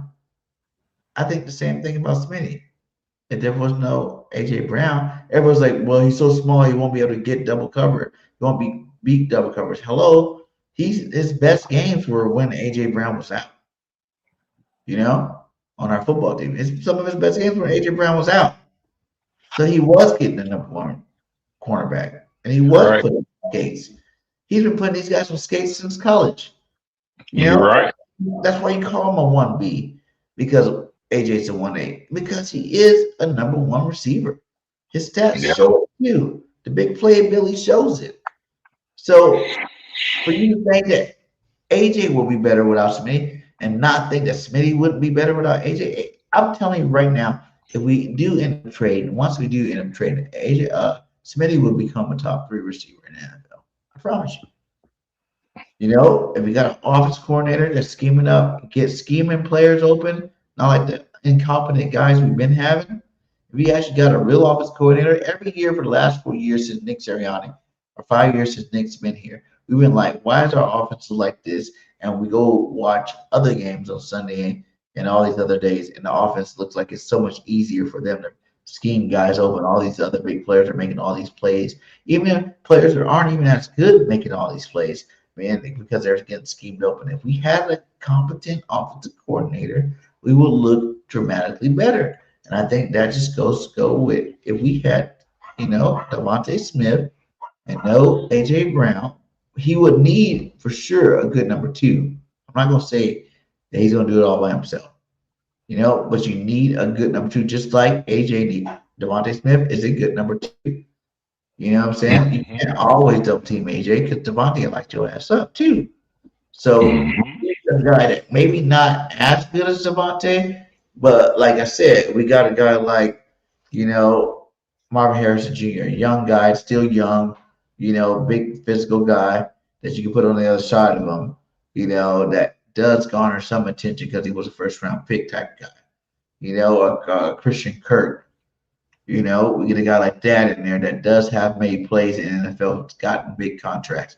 You get guys like that in there, or you go in the draft and somehow pull out that dude from Oregon, Sadiq. You go pull out Sadiq, my guy. That is your receiver / tight end that you need to replace AJ Brown or Dallas Goedert. And I think that guy right there can help take enough pressure off of Devonta Smith for it. I think Devonta would be like I said, I had this thing that was showing like in the West Coast offense that it projected PFF using PFF stats. It projected that Devonta Smith would have more receptions than AJ Brown in this new scheme offense. They said AJ would have 100 more yards, and it said they'd be about the same in touchdowns in terms of like projecting them out in the new offense that we're about to run. So, and I fully agree with that. Like I said, if we keep AJ, I think we could be dominating, and AJ can still have a little bit better numbers, but it'll be more like AJ got some yards, Devonta got the freaking receptions. They both have around the same touchdowns type of season. But I just don't think like that's what Philly got to get down and right down to. Is like I just don't think AJ wants that. I don't think AJ wants to just win football games and be good. I think he's ready to be great. He's been good for what, 8 years now? He's been good. He's been all pros. He's been a Pro Bowl. He's been good. But what he has not been is the best receiver in football. And that's what fans got to understand. You're right. But I do think so Texas DT Hall agree on 2-year deal. They got Hall from from Tampa Bay. Who did? The Texans have made the Texans. They got Hall from Tampa Bay. Yeah, Logan Hall. Have the Eagles made any more moves yet? Have the Eagles made any more moves yet? No, I'm checking it now. Eagles assigned Grant Calcaterra, headed back to the Eagles on a new deal. Grant. What the hell? Yeah, so, Even though, listen, people poo-poo on Grant because it's blocking, but I will say this: when Dallas Goedert went out, Grant stepped up as a receiving tight end. I did see the jump last year. He has gotten better receiving the football, and I think that was one of the reasons why we picked him up in the first place too. But I like to see a guy like Joe. Who? Of course. Who would want Joe? Like a trade for like a Cal Pitts they're talking about? Of course. But I don't think, but we gotta realize we had 0 tight ends this offseason. They got Johnny Munt. The Eagles have agreed to a 1-year term deal with veteran tight end Johnny Munt. He from the Jaguars. Who? What did you say? What? Johnny Munt. M-U-N-D-T. He's a blocking tight end. I did hear that they were going more towards the old school blocking tight ends this year because the offense were running. And I was like telling people too, like, remember Kraft Green Bay last year, they had like two tight ends too good, but Kraft was like on a all-pro trajectory before he got hurt. Oh yeah.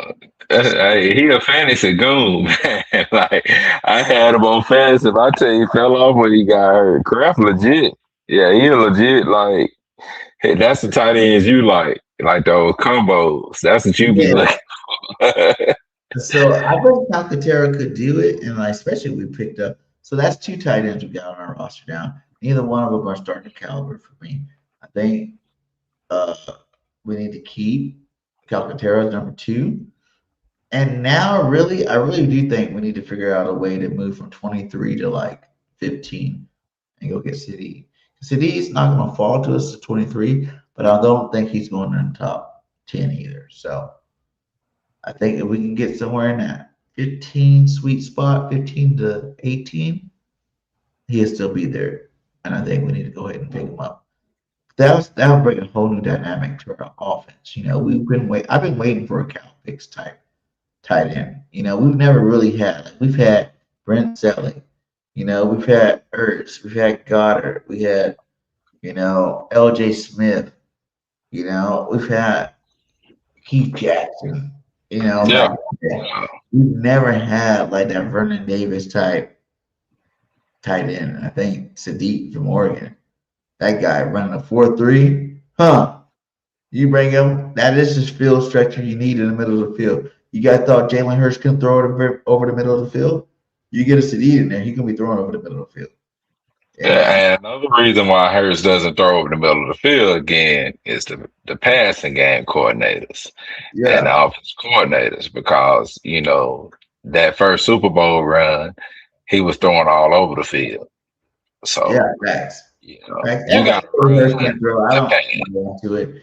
They're just haters. Hurts gonna have haters his whole career. If Hurts win 2 more Super Bowls, they're still gonna find a reason to hate on him for some reason. I don't know why they hate him so much, but he's the number one hated, athlete out there. So it's just what they do. That it comes with the territory, I guess, for him. But I think Calcaterra. I didn't mind him coming back. We probably didn't give him very much money. What do you think about these possible players at the edge rush? You know what I'm saying? Since we didn't get Phillips, you still got Henderson out there, I think. But he's looking for 25, 30 million. You got Bradley Chubb looking for about 10 to 14. You got Joey Bosa, a nice little piece if he's healthy. Even though I know Eagle fans hate all the Bosa brothers because they're racist, they say, or whatnot. But 12, 16 million to get a Joey Bosa on your football team. One on here, Javion Clowney. If you can get him for like $8-9 million, I would like to see him play with it in the Eagles. I think he's no. Did you see what he did with the Cowboys last year? Was he washed?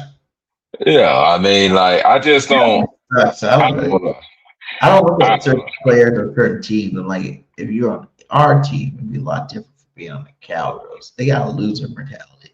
You be on a championship pedigree type team. You might play a little better. I like Clowney, but I just don't see him. We need a difference maker. Like we need somebody that can go get a sack because now we got to worry about like when Phillips came. That's what hurt when Phillips left. And I think Bosa, for that price, it might be, the risk reward. I'd take Bosa off that list because I feel like he has the engine. Hendrickson is going. I mean, he asking for the moon and the stars. And that's the problem. He's just so old. Yes, you got good, but you got good too late. And I feel like now you want this young contract. Like we're gonna keep you for 5-6 years. You're gonna dominate 5-6 years, and you're too old for that. You need to, get your asking price a little lower. You know what I'm saying? So I think that's too much. That's too much. $30 million, I wouldn't pay him. I wouldn't pay him $30 million. Henderson. Go Birds. Go Birds. What up, E-Money? I wouldn't pay him that much, because he is an older cat. And just like Zach Bond, he didn't come here to try to rob us. And he knew he didn't play football for like 7 years. He's a special teammates. Now all of a sudden back-to-back all pros, like the situation you're going into. I think the Panthers are overpaying for injury-prone star that only played good with Vic Fangio. So you're taking a risk there, because he really only played good in one season. The rest of the season he was injury-prone. So you're taking a gamble that he's going to actually play good on your team. And that's what you see too. Sometimes players go to new teams, they're not as good as they were with the Eagles. You know what I'm saying? That's true, and I mean, but it's all about the system. And I do think, that I mean, I just think that he'll be successful. Looking at that division, I mean, like the Falcons, Tampa Bay, and the Saints. I mean, I think he'll do well because it's not like he's in a powerhouse. Commanders Nation, what up? Yeah, my boy Big Simba. Shout out to Big Simba. Wee in the building. Yeah. Simba, you need to get on the network this year. I'm tired of you ducking me, my guy. You're on the network and you're off the network. We need you on there this year. We need to bring the network. BGN need to go strong. Need to go hard this year. I need you back, my guy. So you need to hear all that commander garbage talk you guys talk over there. Because it is what it is. I still an Eagles fan at the end of the day. I love all you guys, but we need some other content creators out there on the network. So I'm gonna get at you by this weekend, and we're gonna see what you're talking about. So what are we saying here? So Phillips, he says, "Okay, cool, BG. All right, man, cool. That's what I like to hear. That's what I like to hear." So we talked about everybody pretty much leaving. Talk about everybody's going. What else are we missing here? What? Yeah, we pretty much put over most of it, man. Like, the only thing we got left. Like, what do you think the next move should be for Howie Roseman? I think he needs to sit still and wait on the draft. That to me, like he knows how to draft well, so just build through the draft because it seems like all the bang is gone. So just build through the draft. Like, just be make that many moves. Like, were you shocked about it? Because I thought he was gonna at least pop out with one of these cats. I'm saying, like, oh, we gave him a big contract, and Jordan Davis earned it, yeah. But we could have even let Jordan Davis play this year too. Again, if we wanted to. Yeah. It's like one of the things was like, I don't know, but look at our draft picks we got here. We got a bunch of draft picks this year, like you said. Yeah. I always said the team was going to look different, and we got to keep doing what we've been doing. I don't know why it's not going that high. Okay.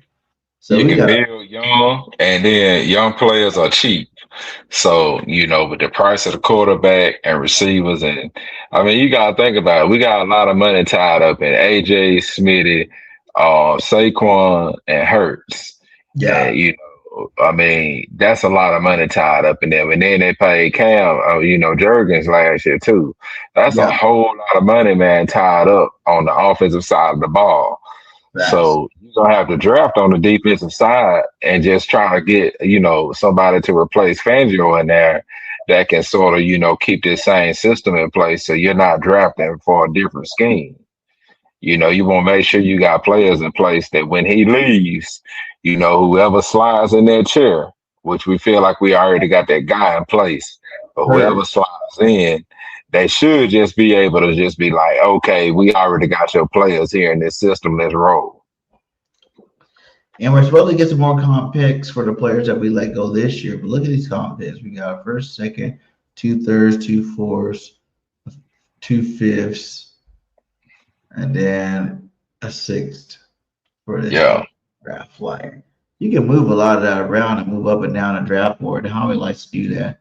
And I kind of like the thing is, the year we won the first Super Bowl, right? After that year, we had won the Super Bowl from free agency, basically. You know what I'm saying? Like, we got free agent players. I feel like the next season, how we kind of rode on that. Oh, it's fine. We could just get free agents in the offseason, you know what I'm saying?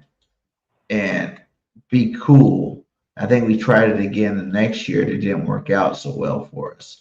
So I'm wondering, like, is Howie going off the fact, since he hasn't really made too many splashes? I know the money's kind of funny. We're saving money from other players, but it's year to year, my guy. Like, things change within the year. You gotta spend the money when you got the money, type thing. And do you think he's gonna get too complacent on being so good at drafting? Because he was so good over the last 4 years at drafting. Our first 3 round picks has played significant snaps. Do you think he's like, I keep getting all these compensatory picks, I can move up and down the draft board. We can keep finding new players, and we're gonna ride this out, young new waves every single year, because it's very rare your defense be one of the youngest defenses in the league and be one of the top defenses in the league.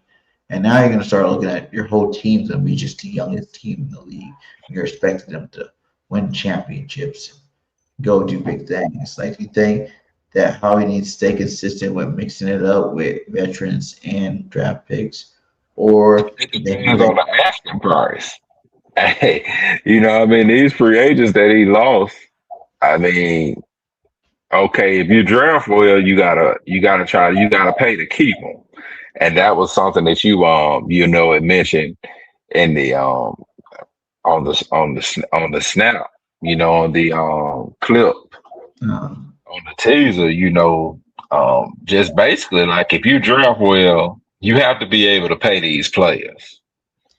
So if you got a Kobe Dean, if you got a Reed Blankenship, if you got a Quinyon Mitchell, Jalen Carter, Jordan Davis, you get all of these guys, Campbell gonna have to get paid in a few years. Yeah. If you get all of these guys, you gotta pay them. That's the Cowboys problem. Say it again. Even more Ojomo, he's getting better. Yeah.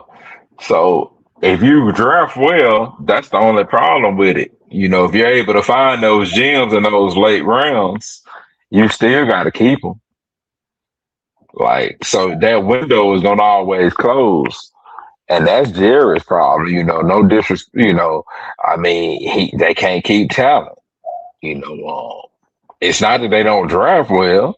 Hey, you can't keep everybody. Right. So I trust them enough to keep him. I trust them enough to keep building through the draft. He did have a few misses, but these last 3 to 5 years, I'll say 3 years, he's been solid. 3 to 5 years, he's been solid. And even with the Hurts pick, like, nobody would have picked Hurts. Nobody else would have picked Hurts. That was a good move, though. I think the whole Hurts pick thing has been overblown, because everybody's like, why would you do that when Carson won it? You needed more weapons for Carson. But I was like, if you watch that draft, right, we were paying wasn't back quarterback Chase Daniels $10+ million. We were playing Nick Foles $10+ million. We can't keep paying these backups all this money. We would just pay Carson Wentz, and that's what people don't understand. We had just paid Carson, so we had to go cheaper at quarterback. And why not a guy that made it to the second round?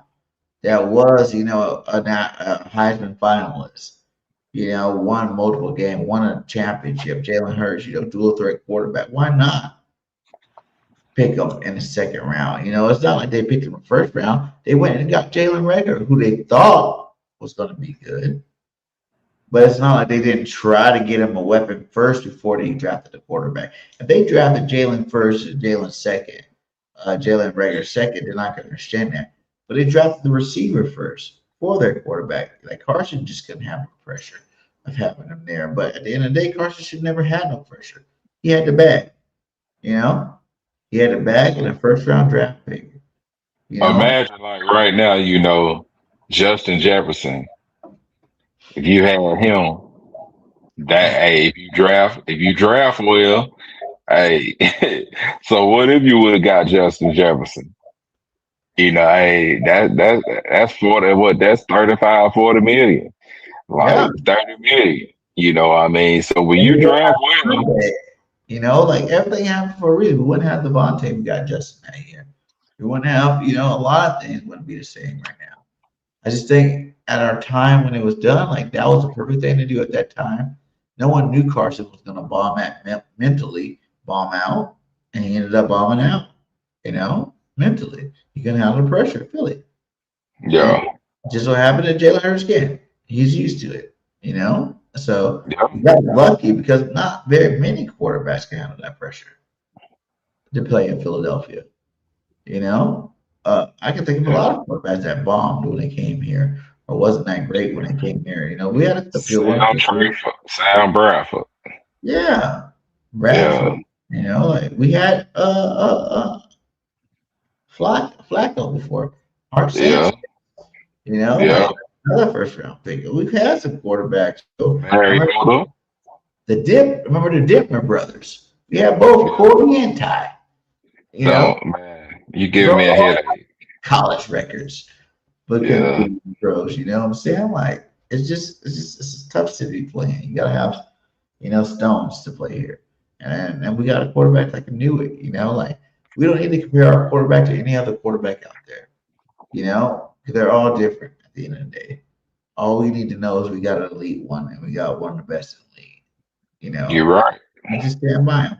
Yeah, like I say, he might not be the best passer, he might not be the best runner, but to me, he's the best dual threat quarterback in the game. I mean, he definitely good at what he does, and last year is just gonna be a one-off. I mean, 11-6, 3 injured linemen during the whole year. Hey, sometimes you just gotta write one off.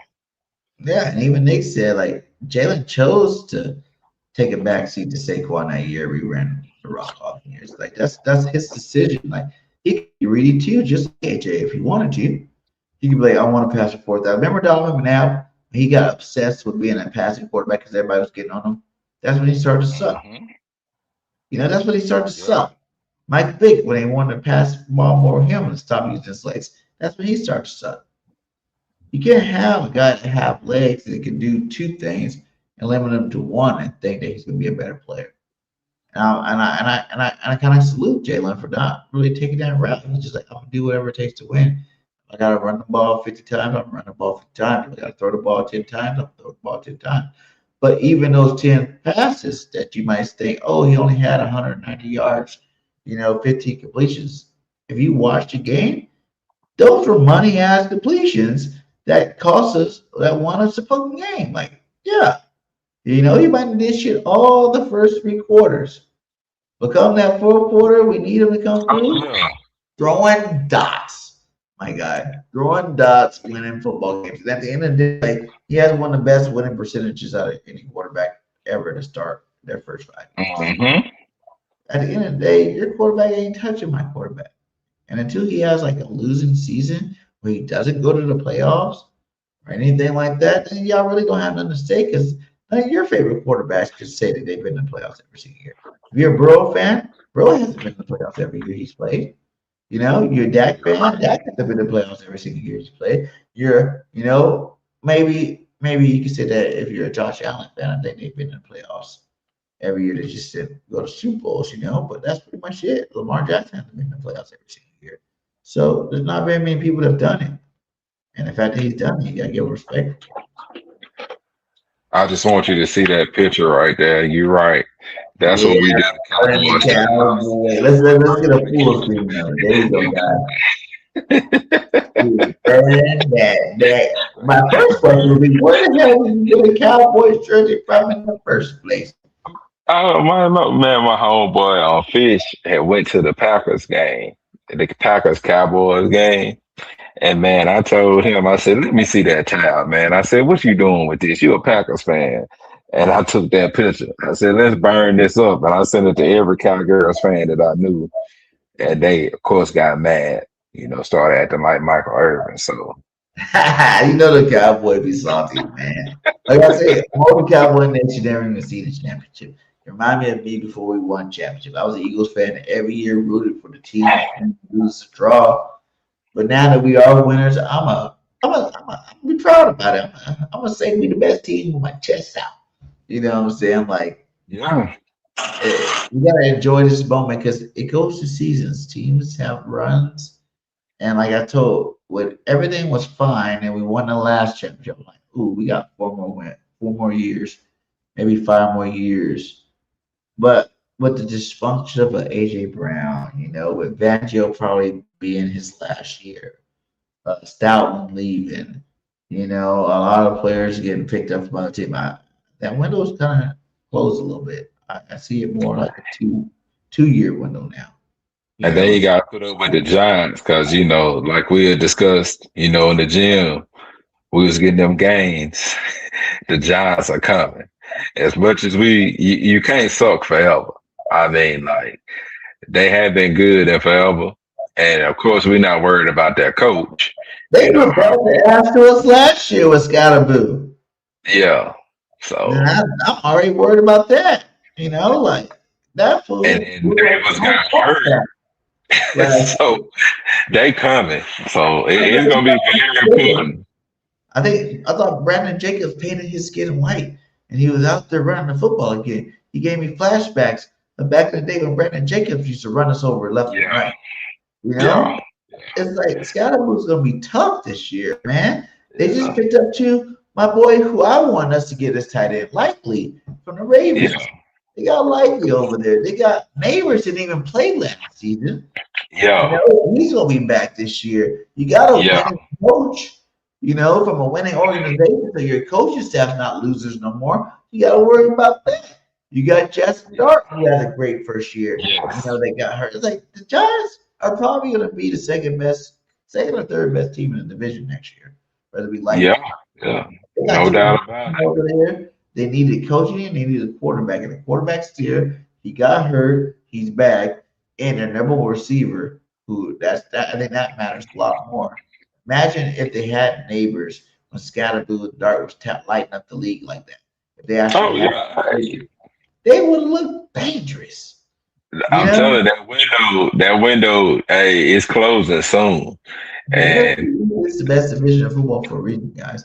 Just because there'll be years where teams are down, but these teams will be trying to win. Cowboys always want to win. It's not that they can't win; they just can't win championships. They can win. They won divisions. They have winning records. They just didn't win a chip. Like us, they have Dak Prescott. Too Dak and Jerry leave, they're probably not ever going to win a championship until those guys are gone.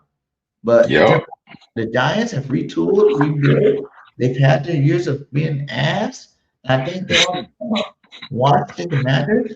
It matters what JD5 comeback looking like because he keep getting hurt. But he had a serious injury. If he can come back healthy, looking good, that's another team you gotta watch out for. He's a good quarterback. You know what I'm saying? But they're missing a couple pieces on offense too. So, and I'm not really worried about no one, but the Cowboys. I think next year, the way it's looking like, the Eagles we might go 3 times division champions, first time ever. 3 times champions. The Cowboys are going to be better, especially if they got Pickens. They're going to be better next year, but they're going to do the same thing they always do: win games, suck in the playoffs. The Giants should be better. If everybody stays healthy, that's going to be a dangerous team. And Commanders is just like they might go to the bottom of the division this year. But we could have another where we got three players, 3 teams in our division, like the Niners did this year, that will go to the playoff next year. Depending on, we still got a long off season, so I don't want to jump the gun and give too much props out to teams that might not deserve it. But what they've done so far and what it's looking like with health, because the Giants needed their receiver back, their running back back. Back. So it's not like they needed to add more players on offense, which they already did with Likely. And it's just they need this guy's healthy, like we need our offensive line healthy. And they're going to be a better team next year. So, and they still got a draft. They're drafting pretty high because they sucked. So they can draft another superstar to add to that defensive line that's already good. They have one of the best defensive tackles in the game. Yes, they do. So it's like, they're not no scrubs, man. They just got hit with the injury bug last year. A couple of teams in our division got hit with the injury bug. So that was the real reason why they weren't as prominent as they supposed to have been. And we gotta look out for that. Like, we're good, but we gotta make sure we stay on point. I think Howie Roseman gonna do it for us. And we gonna have to see, man. I think there's moves to be made still. We need to go get a safety still. We gotta go get, another defensive end. We got to get another receiver. We got to get Yep. another tight end. Running back's good, quarterback's good. We got to get some backup linemen. If not, draft a couple in an early round. We need 2 starters because Lane Johnson. We know this gonna be his last year, And and then we already know. last year. Yeah. Because he was debating not coming back. And I was like, what? He's debating not coming back? What do you think about him, man? He's been hurt since college. He never had good knees the whole time. So it's getting to the point where I think Jason Kelsey said he could barely even move in the beginning of the season last year. He came back, set that surgery way too early. The Eagles messed up by even letting him come back so early. They should have set him out and put him on IR and let him come back week 4 or 5 where he could be fully healthy instead of letting him just rush back. And he didn't even play that great, So, yeah, man, his team is breaking down, man. The Eagles team has been legendary for the last 5 to 10 years. They're leaving, guys. They're leaving. You only got guys like Mailata that's still young. Jergy still young a little bit. But other than that, his offensive line. Landon is young, but he's not going to play very much. If he gets an injury this year, he might be done completely. All the way to Trey Thomas, to those days, that's always been like, hey, you think about the Eagles, that's what you think about. So if we know they're going in the draft, I guarantee you it would really surprise me if they didn't draft 2 linemen in those first few rounds. Because you gotta protect all our money is on the offensive side of the ball. So you gotta protect your assets. I mean, you gotta protect Hurts. You gotta get Saquon his touches. You gotta get some athletic linemen out here to run these screens for AJ and Smitty as well. Our screen game, we went away from that screen game. Yeah, we definitely bring that back for sure. But we've really been away from the screen game in general. Those receiver screens were trash a couple of years, but even running back screens, I remember Westbrook used to always make big plays. Sproles, those guys always have big plays on screens. We need to get Saquon some screens. Don't make it always hard for him. Like last year, that was the biggest thing I think KP could have did. They could have helped out this offense they never even thought about. Throwing some more running back screens in there. You know what I'm saying? That's why I like the guys from Green Bay and it's West Coast offense because those were teams, that are screen game heavy. So we're gonna get back to basics this year, guys. Don't freak out. The offseason's just starting. I think we're gonna have, at least 5-6 players who are like, damn, we lucky we got those players. And they're gonna fill up the spots that we need to get filled up. I wouldn't mind bringing CJ GJ back if we want to. But it's going to be a nice all season. I feel like we wanted some players that we didn't get. We lost a lot of players that we might have wanted back. But all those players we already knew. We already knew Dean was going to be gone. He's going to cost too much, and we drafted a first-round pick. We already knew Blankenship. I'll tell you CJ Gardner Johnson back without a doubt. He bought something. They missed him this year. That's something that they really missed because – a lot of people out of place, and he was real good at putting people in place, and he had that Philly mentality. And imagine, I remember saying this last offseason, imagine CJ and Makuba together. You know what I'm saying? 2 ball hawk safeties. Now that you lock down your other cornerback spot with Woolen, you know what I'm saying? I feel kind of confident. It's not like picking up a Dory. I feel confident with Woolen. He just won a Super Bowl. He know what it takes to win a championship. He was, a starting cornerback on a Super Bowl team. So I feel a little bit more confident in him, adding him with Cooper DeJean and Quinyon Mitchell, 2 All-Pros. You put this guy in there. Now you got a solidified secondary. Your safeties don't have to be as good. You leave CJ back there with Makuba to be ball hawks. I'm talking about interception city, my guy. You know what I'm saying? You're right. I agree. What does it say here? He said BG is actually sad if AJ leaves. I'll be a little sad just because it gives you flashbacks to the TO. We wanted TO to stay there forever. We wanted them to come back the next year and go back to the Super Bowl and win it this time. And I mean, like Urban said, like sometimes we gotta realize it's not just about you, it's just about you and the quarterback you have. Like y'all got a good connection. You might not get that with a rookie and the Raiders. You might not get that with a second year player, Drake May. You know what I'm saying? Like Jalen Hurts is your brother. You know, through thick and thin, y'all can get through anything together. If you don't have that and you're not getting the ball, it's gonna be a lot worse than if you are with your brother and not getting the ball. So it's one of the things where I feel like Devontae earns a chance to be number one. And if he wants to leave, it will start now. If not, it'll start next year. So I don't see AJ being on our team after this year, for sure. And after this year, when the salary cap gets a little lower, we're gonna do something for us. Yeah, he definitely gone after this year. We know that. Hey, shout out to all you guys. We got 70 in here. Hit that like wherever you at. Shout out to X. I got you guys back up on now. You know what I'm saying? You guys are usually my number ones out there. YouTube still tight second. But we need to get all you guys on X over here on YouTube, man. You know, that's where I get the checks. Okay, so that's where the money comes in at. But I salute you wherever you watch it at. You know, much love to you. Watch it wherever you need to watch it at. But you know, if you guys want to come over, be more part of the chat, you know, on the YouTube side, that'd be great, man. Hey, shout out to my boy Byron, man. First show, I think he killed it, my guy. You know what I'm saying? We 2 hours deep in this thing. We're about to wrap it up. We're gonna go with some final words. And I think next time I get you on, I get your all-time Eagles team. But since we're already over the 2 hour mark, we can go ahead and go with some final words. Yeah, that'll work. Man, just glad, appreciate the opportunity, man. You know, BG Fellow. It's funny how people meet. You know, we end up getting the games, and you had on the Philly hat, I had on the Philly shirt, and I said, BirdGang, baby. And that was a wrap. And, you know, just I appreciate the opportunity, man. It's like a dream come true. I always wanted to get into sports broadcasting / communication. So, you know, man, appreciate the opportunity. I'm looking forward to the next time. We need to bring on my homeboy, man, Mick Bruce. We got to get Mick on here. He down here in the Hound, too. He a big-time Birds fan. Yeah, let's get him, man.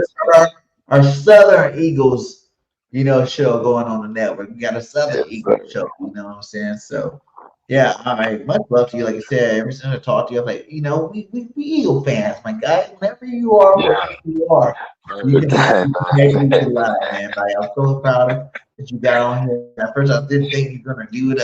I'm like, he said he would like to, but just like a lot of people. But he's like, you give me a week or two to get down, and I'll be down. And he actually was down, and he's here tonight. So, you know, he kept his word. He's ready to go, and he's good tonight. So, you know, we're gonna keep growing. Like I said, we're gonna keep doing more shows. I'm down with that. And hey, guys, remember one thing: it's Howie season, and this is how I feel in Howie season.